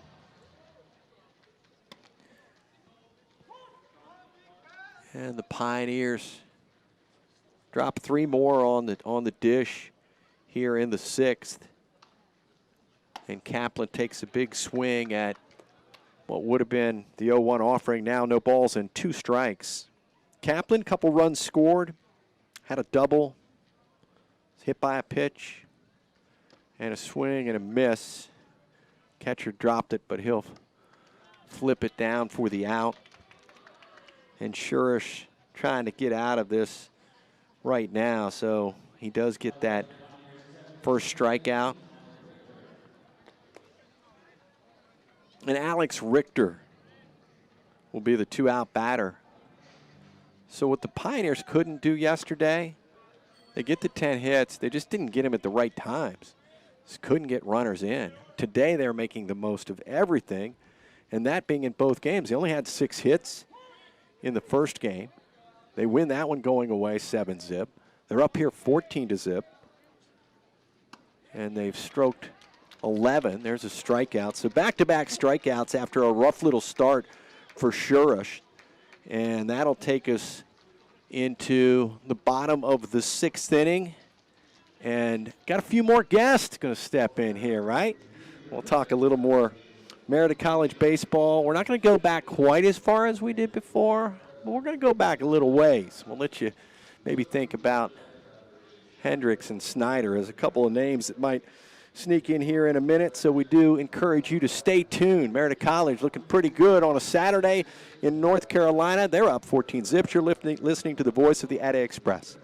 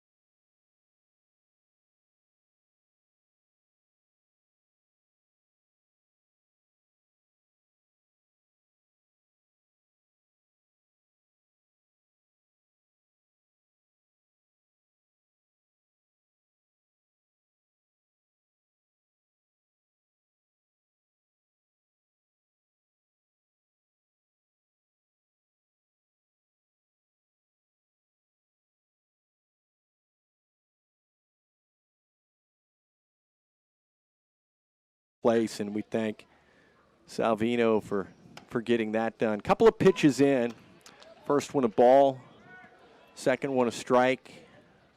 John Snyder in the booth. Do you still get that feeling when you get to the ballpark, like you want to get out there and hit? Oh, no question.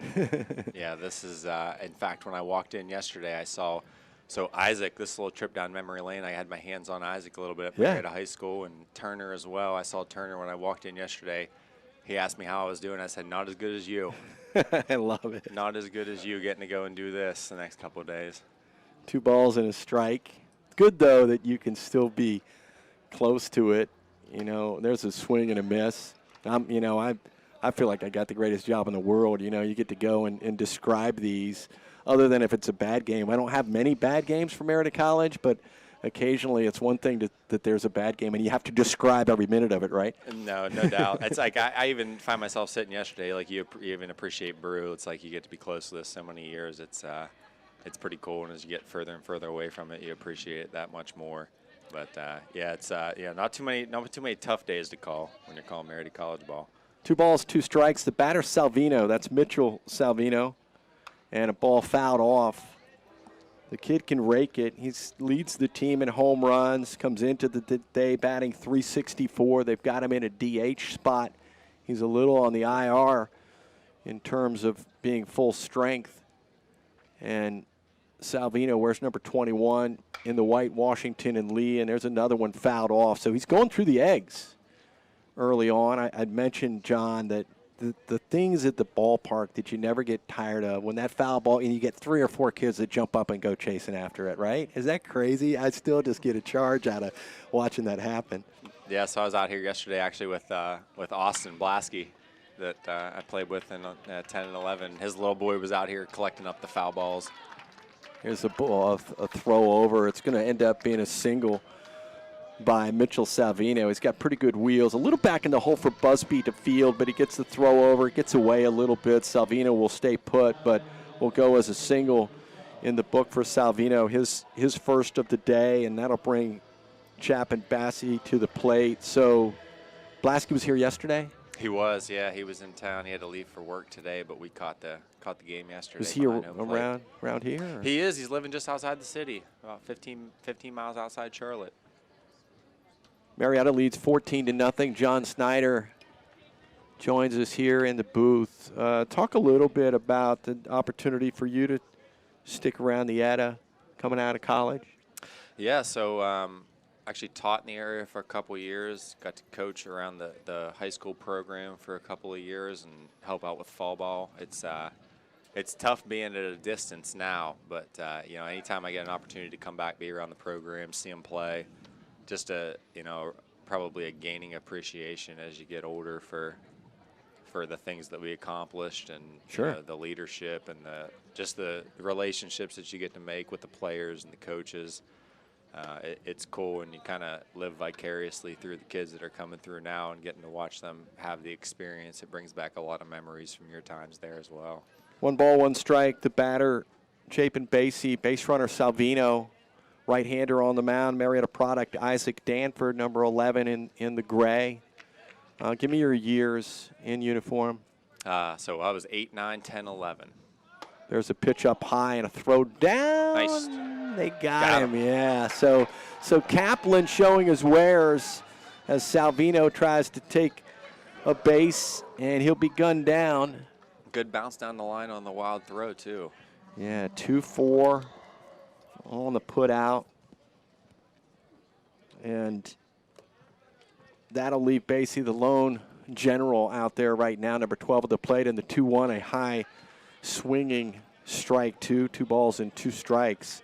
So all Memphis, Texas, or what was? So I was, yeah, so we were doing roads. So actually my freshman year we were still doing Piedmont, Georgia, and that was a beautiful facility. So my freshman year we did Piedmont and Abilene, and I'm still a little partial to Abilene. I loved the competition that we would get out there. Yeah. And then I believe it was my sophomore year we flipped the script a bit, started going to the Snowbird down there in Florida. Oh, so you really got the best of both. That's Yes, cool. I got to experience both, yeah. Did you too, Hendricks? Did you get both too? Yeah. So we'll get Chris Hendricks on here in a minute too. There's a pitch inside. Strikeout. That's the first strikeout of the year for Isaac Danford. Down goes Basie, and up comes Zaluda. Ethan Zaluda, the batter.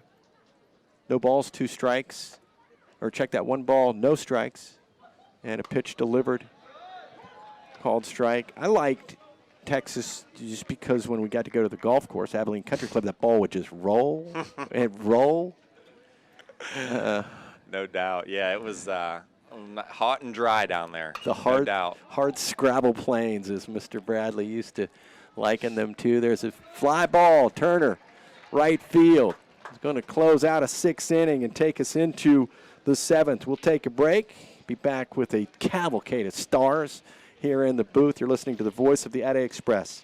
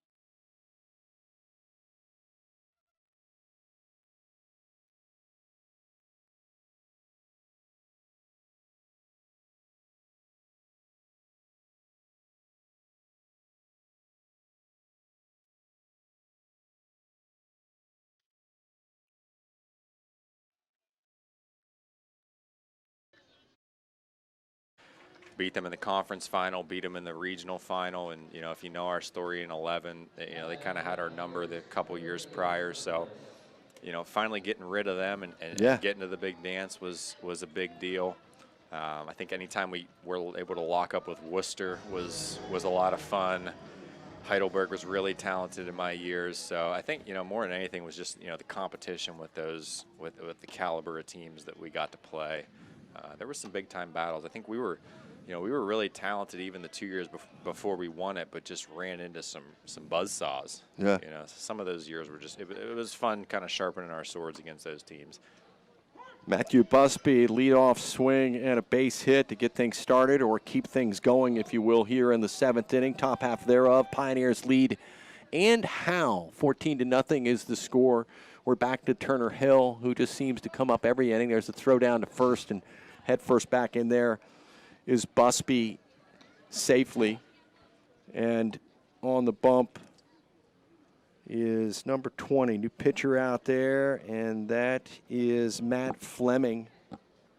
Fleming out of Houston, Texas, making his way into Pennsylvania. Rip shot. Busby's the only guy that could have caught it. He had to get out of the way of it.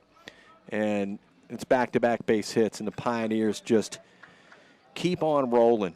So you still keep track, guys, for the most part, that you ran with there? Oh, yeah. I keep in touch. In fact, we got a big old group chat that we still send text messages, and the morning of game day, like we're suiting up to play. We were all fired up yesterday. It's like I said, you kind of live vicariously through these guys, and you just understand how cool the experience is that they're getting to go out and take part in it. It breathes some energy into you as well. New batter in for the Marietta College Pioneers, Cole Francis, in a first pitch swing, and Francis out by a diving second baseman. They'll go station to station, but number 14 is going to come in and let folks know exactly what he's all about.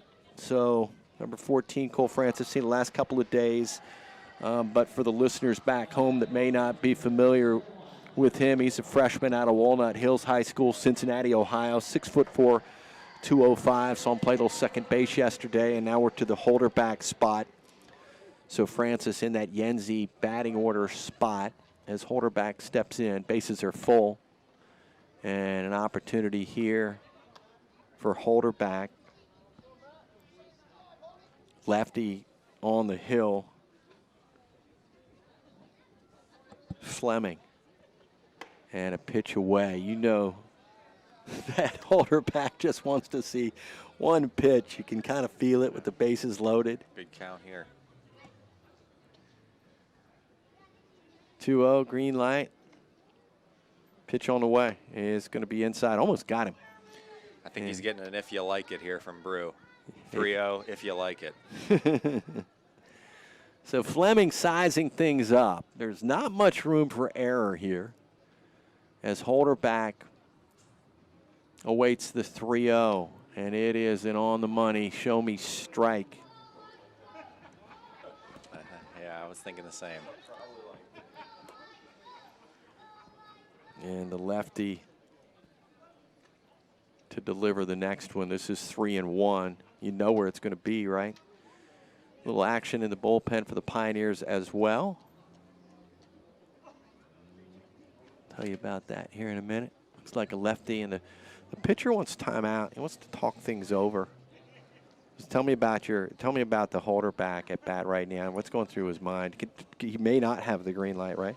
I tend to think Brew, at this scoring situation, he's probably letting you be green. But the other thing that is real big in situations like this that Brew is real big on is good habits, right? So yeah, there's regardless of the score, you want to make sure you still have similar approach, and you don't expand things too much. Ball hit right at the shortstop. What appeared to be a routine double play is an error, and it has kind of gone that way today. But Zaluda, who's usually pretty good out there, is going to boot one, and I think he was ready to flip it over before he had it in his mitt, and it allows another run to come across for the good guys. That's Busby. Got Turner Hill down to third. Cole Francis at second base, and now with the error, Holder back at first, and then a hit batsman. And coming. Is that 3 for Page today? Yeah, Is that his third hit by pitch he today? has been A magnet. Yeah, he has been hit by a bunch of pitches today, but it gives him another RBI. And so Page coming into that DH spot picks up an RBI on the hit batsman. Scoring is Turner Hill, moving Cole Francis down to third base, Holder back over to second, and the beat in goes on as we see into the ball game now. Nick Benicio out of Hudson, a Twinsburg native. He got a little playing time last year, making the trip here into North Carolina and into the left-hand side of the plate. Pioneers now lead 16-0. It was a big 7-run fourth inning, kind of broke it open. Benicio's not going to waste his chance. He's going to get up and take a hack at it and will foul one off.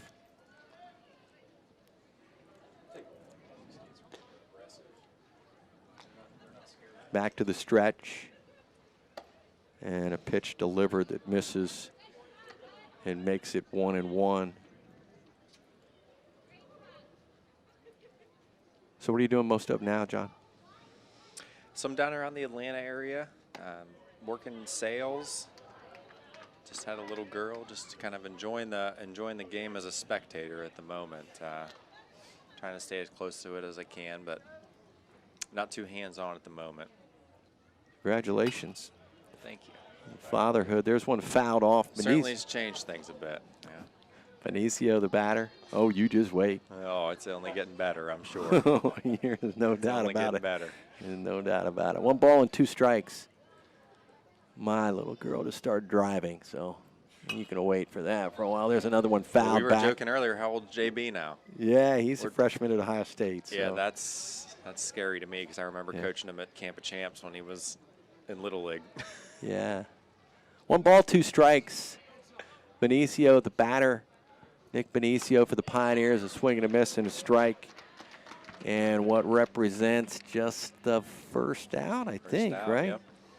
Just the first out of the 7th, and we are to the 7th batter to the plate in the inning. Trent Castle would come in. Castle starting in center field and has done a good job. A couple of base hits, run batted in. And here he is in the 7th. And a pitch home called the strike. So old home week over here in the suite. A lot of folks that maybe you didn't know, or maybe you did, or a little bit of both, huh? Yeah, a little bit of both. Chris and I were kind of laughing a little bit. We're starting to become the old guys in there. So look at a lot of the guys and the families that are here. The current players. A little bit of separation now, but the cool thing is you get around a group of, everybody just appreciates the program so much that you pretty quickly become friends and have a lot of common threads to talk about. So shallow center field, second baseman back, called off by the right fielder, and it ends up being a pop-up off the bat at Castle with the bases loaded. All hands stay put, and out number 2 is recorded. Batter number 8 in the inning is the catcher, Ben Kaplan. So did you get into any softball or any of that kind of stuff when you got out? I haven't yet. No, I did a little bit of coaching, and I dabbled in a softball game or two, but I was too closely removed, I think, from the competitive baseball aspect of it. So, like I said, I've really been enjoying it from a spectator standpoint, and I still love the game, obviously.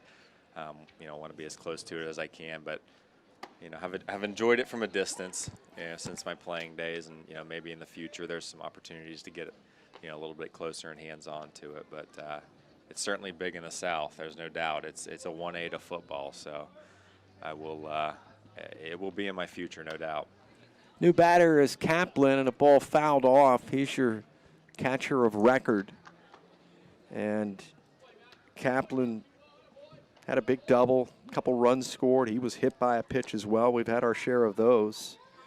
And as a 2-out batter here now, but there's nowhere to put him. So the bases are juiced for the Pioneers. And the pitch on the way is up high. So do you ever pull out the ring? So it's in a nice case. So this is the first year I haven't been back to Hall of Fame weekend. I typically wear it when I get back on campus. You know, other than that, it's just kind of on display. Ball hit to the third baseman. That'll do it here in the inning as we go to our 7th inning stretch. And as always here on the broadcast, our 7th inning stretch is brought to you by Marietta Health and Wellness Center, offering athletic training services, massage, chiropractic care with regular chiropractic care and proven certified wellness techniques. Marietta Health and Wellness continues to be a step ahead, 325 4th Street near the Marietta College campus, home of the 7th inning stretch, and the master of the stretch, that is Dr. Jeffrey Dexter. We thank him for being a part of our 7th inning stretch. Home half of the 7th when we come back. John Snyder, thank you very much for jumping in. We'll put Chris Hendricks on the horn when we come back. Marietta 16, WLU 0. You're listening to the voice of the Ada Express.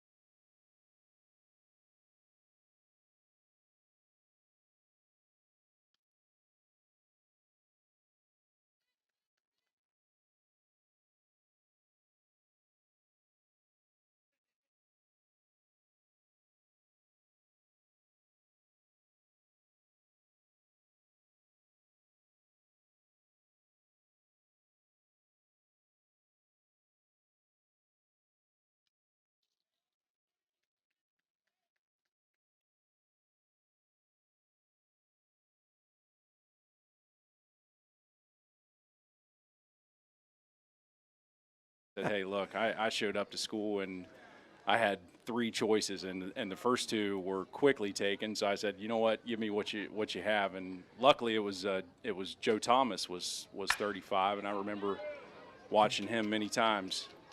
Here's a ball hit right side. Cole Francis is out defensively at second base and will make the play, and also Richter's in there defensively at third base, but score the out 4-3 of Satterfield. Chris Hendricks is our guest here in the booth. John Snyder in here as well. Base runner Carneco moves over to second base, and the one-out batter is the 9 guy. This is John Raymond.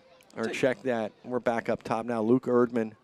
Tell you, Cole looks good. I mean, he's a freshman out of Cincy, right? Yeah. 6'4", 210, nice frame. You know he's going to grow into that.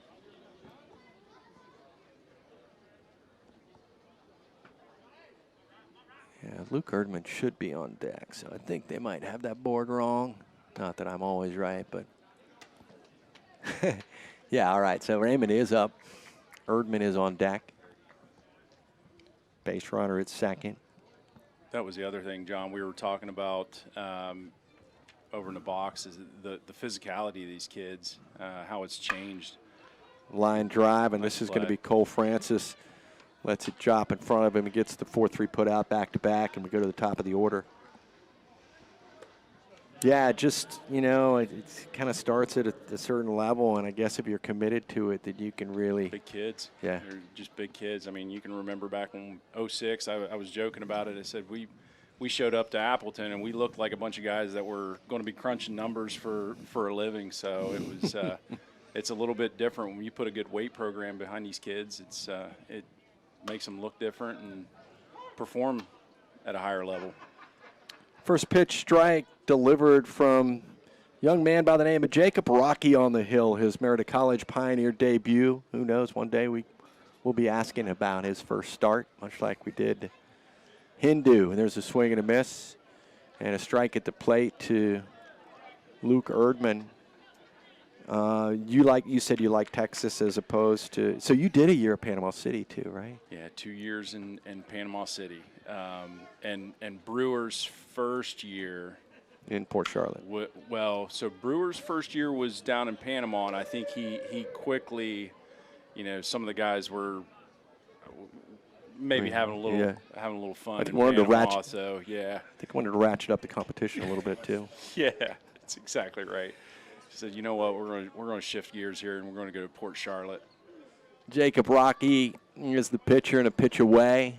1 ball and 2 strikes, 2 outs. Pioneers well in control. 16-0 is the final score. And Chris Hendricks in the booth as a guest here in what is Game 3 of this weekend for the Marietta College Pioneers in North Carolina. There's a ball that gets away.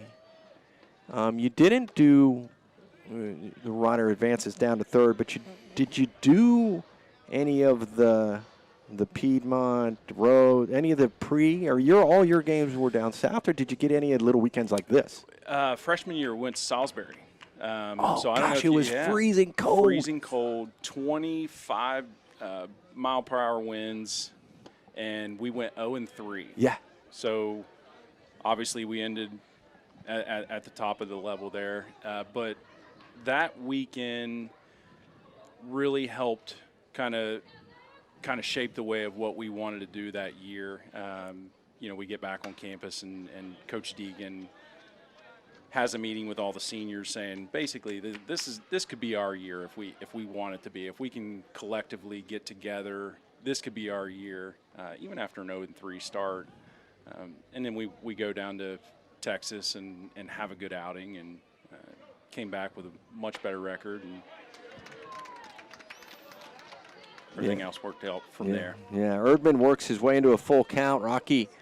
Jacob Rocky will send one away, and that becomes ball 4 and puts a runner on at first, so runners on the corners. I remember, you know, it's kind of Brew's home turf when we went to that Del Marva Classic, that Salisbury deal. And I remember in between games, right before an interview, he's like, never again, Warfy. Yeah. It was Never so cool. again. Here I'm in a warm booth. Maybe a little too warm in this one today, but Can we find our way a little further south for that's this right. one? We will never travel 8 hours diagonally, right? No balls, 1 strike, new batter at the plate. This is a lefty in the form of Zach Perkins. Jacob Rocky on the bump for the Pioneers. And Perkins fouls one back that Snyder would have had that net not been there. He would have protected all of us without a doubt. No balls and 2 strikes. 2-out baseball. Bottom 7th, ball hit sharply right side. Nice back play. with it. Francis up on the grass and over to Holderback, and a 4-3 put out. Gentlemen, appreciate it. Chris Hendricks sir. in the Thank you very booth. much for John having us, John. Snyder. Guys, good to see you both. Be good, all right?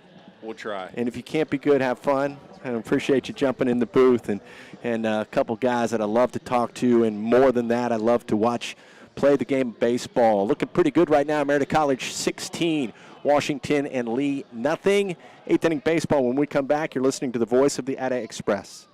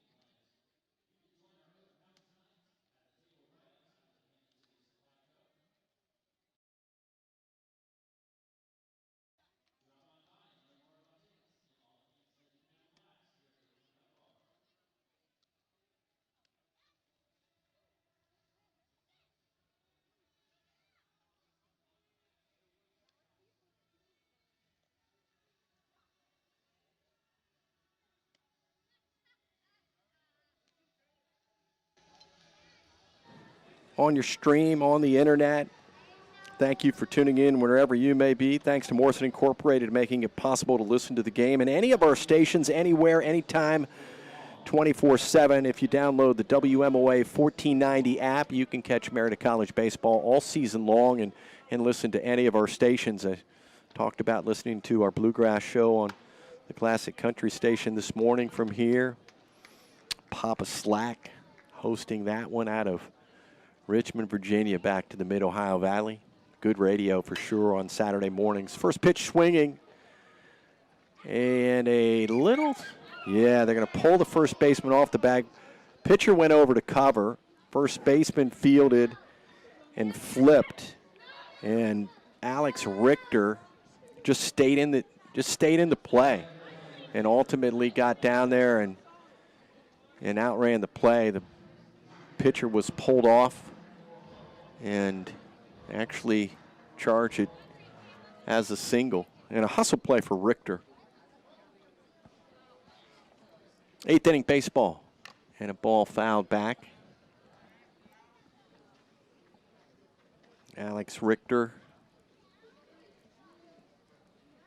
on at first base. And now the batter is Matthew Busby. Busby, couple runs scored, had a base hit his last at bat. Really good one. Number 12 on his back in the gray and a pitch delivered. He'll check a swing on a high strike call. And he's down in the count 0-2.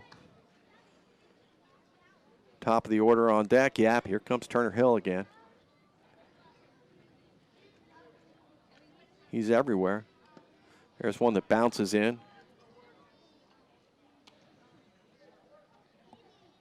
These guys are so fun to watch. And can't wait for the folks back home to get the opportunity to see that, what I call that true opening game of the season. There's one in the grass and a throw across the 5-3 put out of Busby. Runner Richter moves over to second. I'd always say when I see the pinstripes under the sunshine at Sue and Don Shalley Field at Pioneer Park, that's a real opening day. And get the pinstripes out. We did see the pinstripes out of the gate yesterday. But the lucky unis early on are the old Grays. Looking to keep a 0 on the board today. Winning game 1 7-0 over Keystone. Winning this game 16-0 in the top of the 8th inning. Turner Hill, the batter. First pitch in is a ball. Richter leads at second base. Pitch home, swung on, popped up. Very shallow left. Shortstop back, called off at the last minute. And a basket catch by the left fielder. So almost a collision, but it's early in the year, and they managed to get that done. And it ends up in the outstretched glove basket style catch of a charging left fielder who Zach Perkins was coming in really hard. And the shortstop could have made that play as well. This is the Damian Yensi spot, but remember it's Cole Francis, who steps in and takes a look at a first pitch. Francis at second base.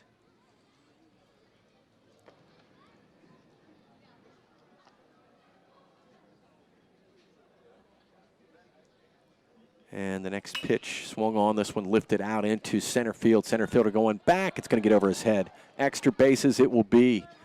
An RBI and a double for number 14.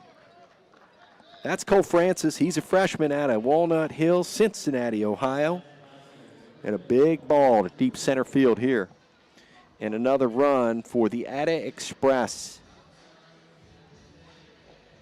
Chalk the double up and the RBI. That's back-to-back base hits since Cole Francis came in the 7th. And this one has an RBI tagged to it. And Drew Holderback steps in and looks at a first pitch away.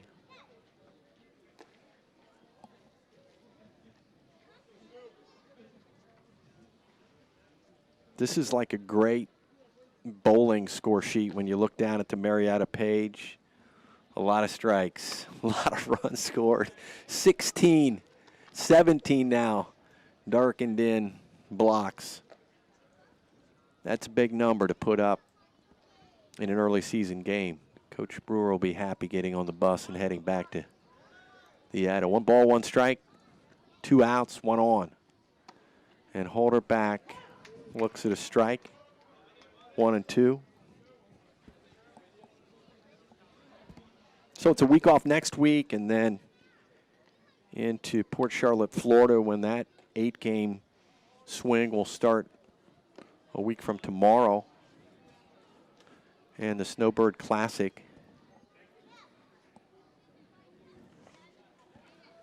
2 balls, 2 strikes.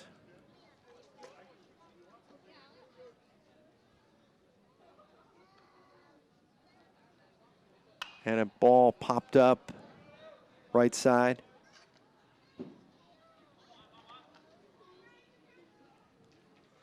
I'd mentioned earlier, I was talking about Mike Salvino. He was a basketball guy at Marietta College, and Coach Phil Roach. Man, those were fun days too. And a pitch away. But Salvino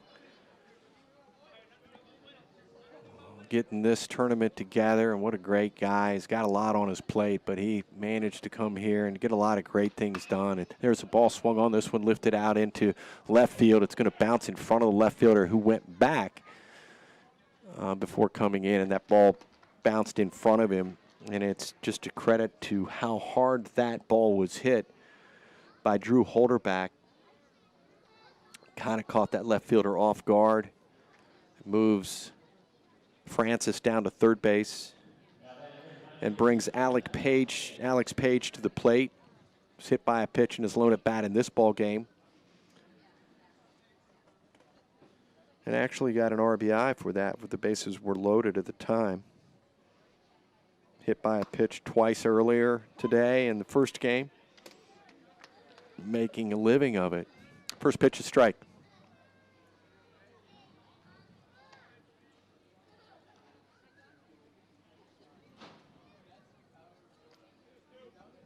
And a pitch on the way up high. Yeah, Salvino talked about those basketball days, and at the time, Big John Wharf was the broadcaster and said that he would talk to him like he was the most important guy. Salvino says, I barely played in the game, and Big John would make me feel like a star. There's a pitch away. Kind of made me feel pretty good to hear that, too. And between games today, 1 ball and 2 strikes, 2 outs.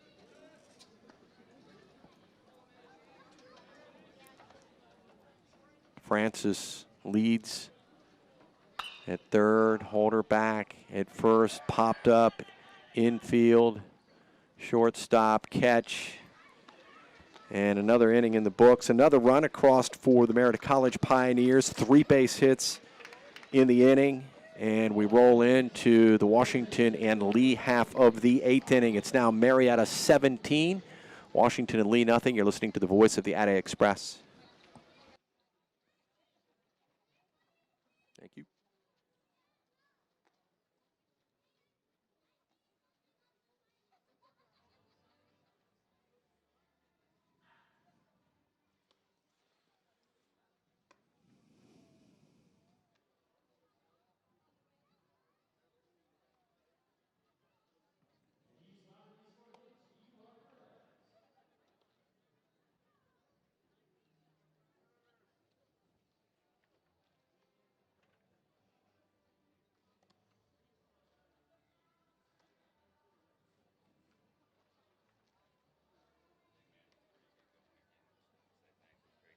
All right.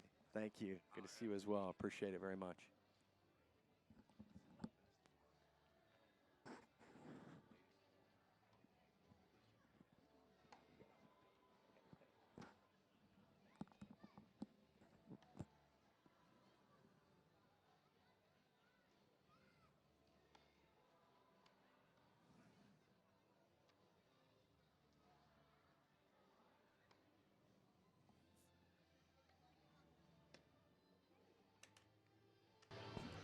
We saw a 3-run home run today off the bat of Logan Wittmeyer.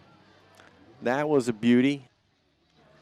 And at a time when really the game was still at hand, that kind of broke it open. And then the Pioneers just haven't looked back. 17 runs, 16 base hits. Don't want to jinx it, but they haven't committed an error in the game. And we'll get into now what is the bottom of the 8th inning. And back to work they go.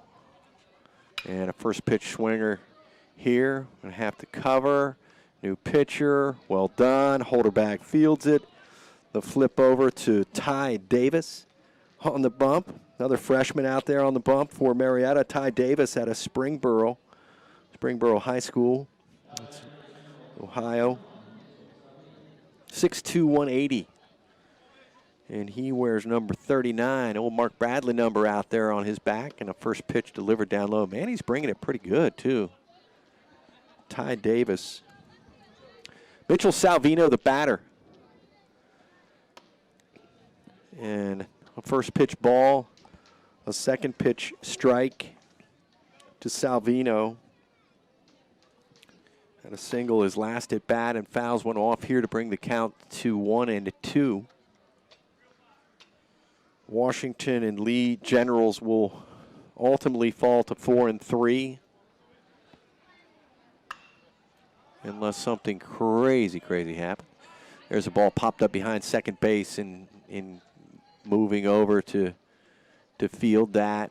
I think is, I don't know if that's still Busby out there or not. We'll try to get him in the specs here and see exactly who might. They don't have numbers on the front of their uniforms. I think it's Lovin. A.J. Lovin snuck in there defensively. There's a pitch up and away.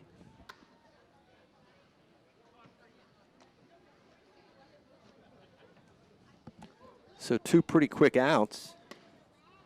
And now Chapin Basie, the batter, will step into the right-hand side of the plate. Number 14 on his back.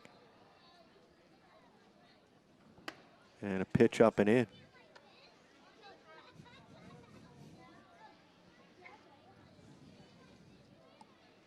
Kettle One Teamwear Player of the game, Brett Carson, on the bump today. Played center field in game 1 and then the pitcher in this one, and he looked really good. Lefty on the hill. Kettle One Teamwear, 313 Green Street in Marietta for the best in screen printing and embroidery. Kettle One Teamwear says, go Pioneers. You can call Kettle One Teamwear at 740-373-7969. Be the winning pitcher in this game, Brett Carson.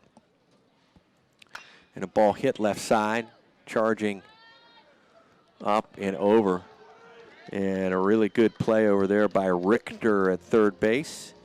And that'll be pretty quick work again. 3 up, 3 down.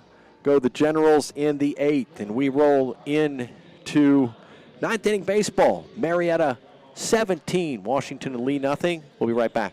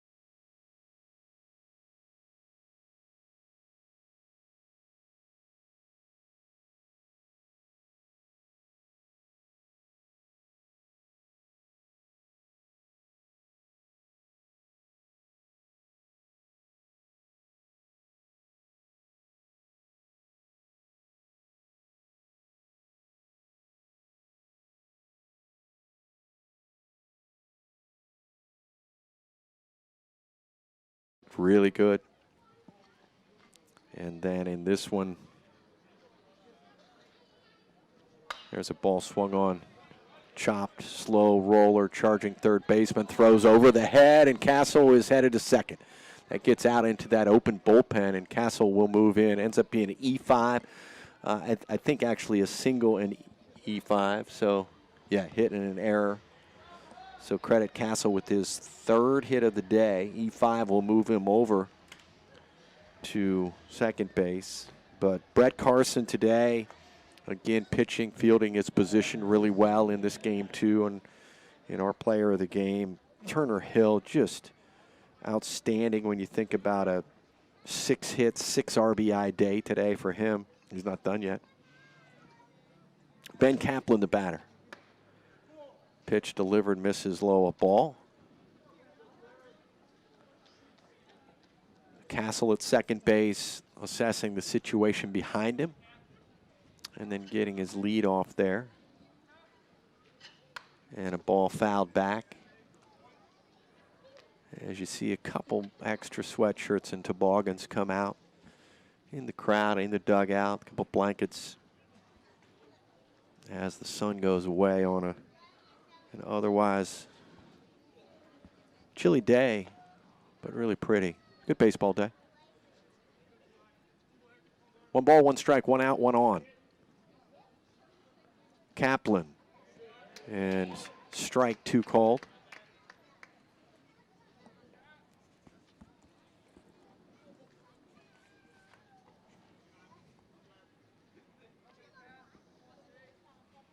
Number 16 ready at the plate.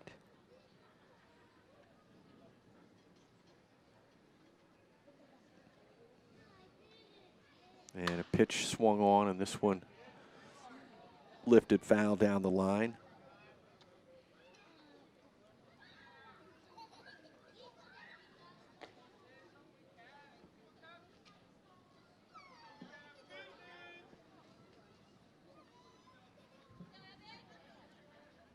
Pioneers you might recognize, like Misericordia, I know is on the schedule. There's another one fouled the other way. Think about some of the teams in this baseball classic next week. St. John's will be there on the schedule. Sewanee University of the South, North Central, Webster, some really good opponents on that swing through Port Charlotte for Marietta College as well. They'll open, I think it's Lebanon Valley. There's a swing and a miss, strike 3 for Kaplan. Opening day Sunday. And then 8 games there, and get us to 11 games in before we open the season back home in Marietta.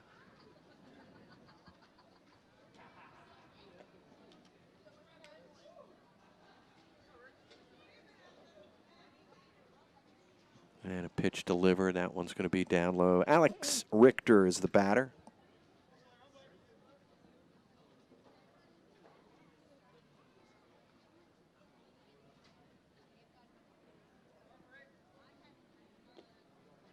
And pitch delivered up and in.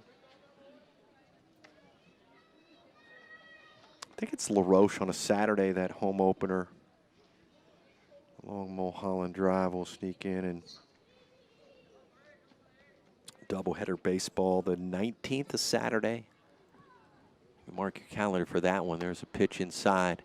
Alex Richter, 3 straight balls to the Marietta College Pioneer third baseman right now. Another freshman who's gotten a lot of playing time this weekend. We've seen some new faces on this team. Really good energy. Here's a strike. That's the first one on a 3-0. Good energy, camaraderie.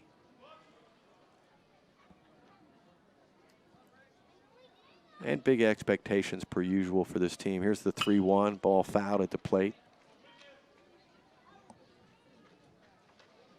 A following doubling easily more than any other team. And that's kind of typical as well that we will see in terms of fans that come out. and make sure we keep the game of baseball alive and well. Get here, there's a swing and a miss, another strikeout at the plate, and a throw down after that ball gets away. That's going to do it in the inning. I just wanted to mention Bantam League baseball sign-ups are March 4th and March 11th down at the Bantam League field, so you want to get the little ones out to do that. We'll give you more information if you call the radio station. But we'll be back with 3 outs away from a victory and hopefully a big goose egg on the day for all of our opponents. Right now it is Marietta 17 and Washington and Lee nothing. You're listening to the voice of the Ada Express.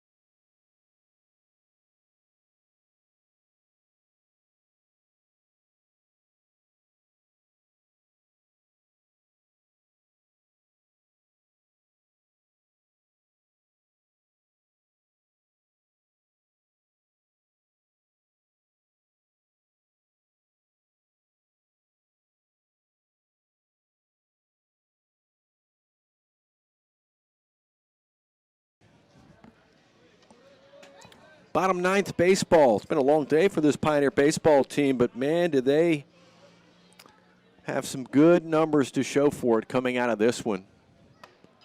Julian Dominique, the batter at the plate. This is a new batter up there, taking a big first cut at the first pitch he saw, then a ball and a strike. So 1-2 the count to Dominique. Number 32 on his back, and a ball fouled off right side. And Ty Davis remains the pitcher on the hill for Marietta, a freshman, right-hander. Some good stuff to see out of this guy in the short time we've seen him out on the hill. And a pitch delivered, just pinpoint, swing and a miss, strike 3. Just pump a fastball in there, like he placed it in there. And the big swinging Dominique goes down swinging, and that'll bring another face out. New face in Mike Carpenter. He's an Ohio guy that went to Washington and Lee. He's out of Aurora. He will step into the right-hand batter's box. And a pitch delivered, popped up, foul territory will get out of play. Kaplan gave chase, but for a moment. Hold her back as well till they realized it was well out of there.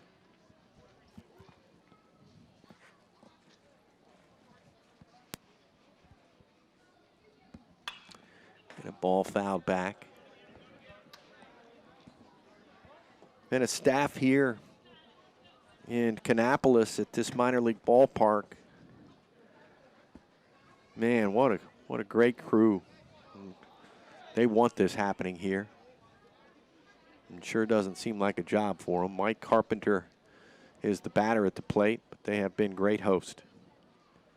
Swing and a miss. That was strike 3. So get a look at Ty Davis, will you? Right-hander on the hill.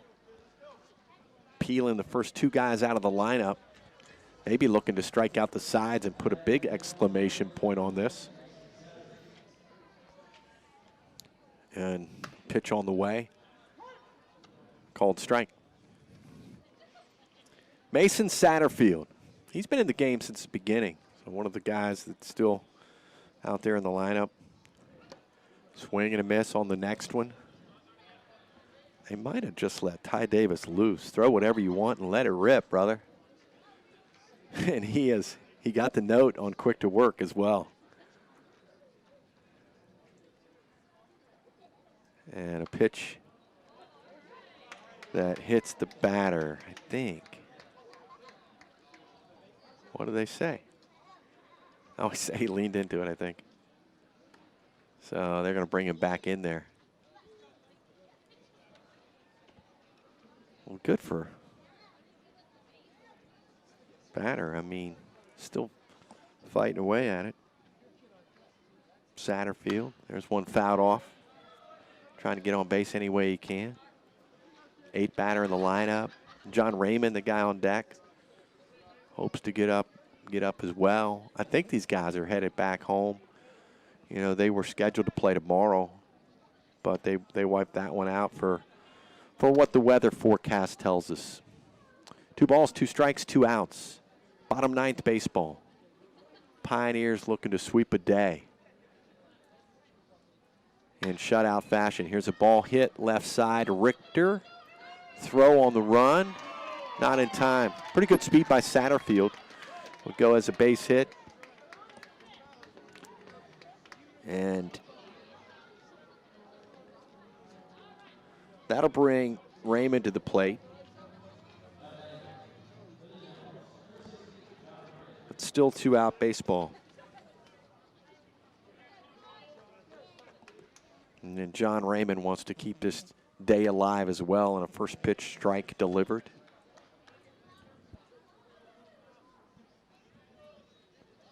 Right-hander.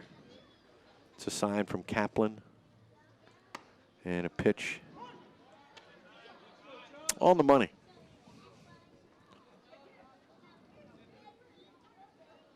Top of the order on deck. Runner leads, not being held. Pioneers lead 17-0. Here's a base hit down the left field line. They want to try to get that 0 off the board. Runner coming around into third. And that'll be a double off the bat of the 9-batter. And there's a little something suddenly to play for, as the general fans recognize there is an opportunity to take something out of this game that they otherwise haven't had an opportunity to do, and that is to score a run. Down 17-0, top of their order at the plate. Luke Erdman is the batter. Ty Davis trying to keep the Generals at bay with runners at second and third and 2 outs. Pioneers an out away from putting up a big goose egg to their opponents and scoring 24 runs on a day on the other side of it. Next pitch on the way, up and in. 2 balls, no strikes. 2 on, 2 out. Davis a right-hander, Erdman the batter a right-hander.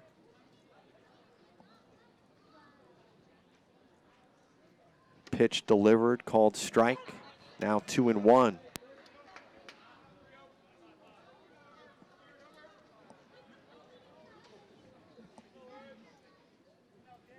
Sign from Kaplan.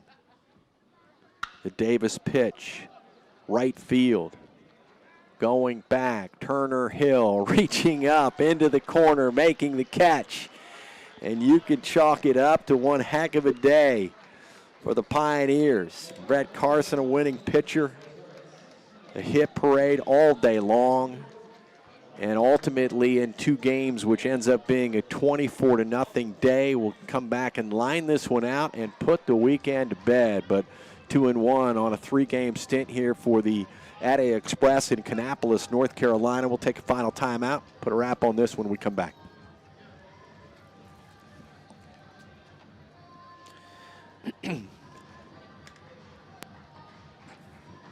Burn it.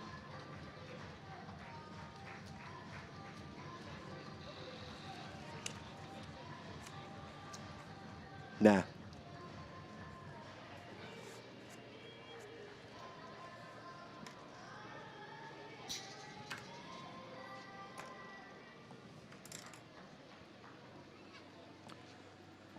Marietta College Pioneers winning baseball here on a Saturday in Kannapolis, North Carolina. Your line score looks like this: 17 runs on 17 base hits. No errors in the game for Marietta. They left 7 runners on base. For Washington and Lee, the home team, no runs, 6 hits, 5 errors, and 6 runners left on base. The Pioneers improved to 2-1, hoping not to look back on what was an 0-1 start coming out of yesterday. They pick up 2 today in shutout fashion, winning game 1 today over Keystone 7-0. And then here 17-0 over Washington and Lee. A 6-hit, 6 RBI day for the leadoff hitter, Turner Hill. Great pitching, Trent Valentine, Sam Matthews.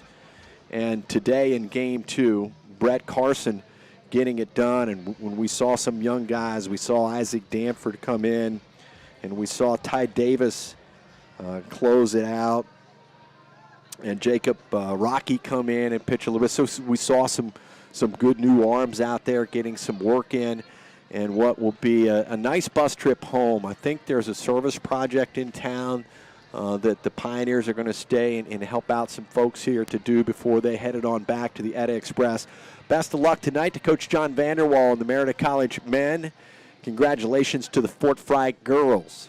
District champions still alive on the tournament trail as well. Thank you for tuning in. Thanks to Kyle and Derek back at the studios. Mostly thanks for you for tuning in to Etta Express Baseball. We'll be back with baseball next Sunday from Port Charlotte, Florida. You've been listening to the voice of the Etta Express.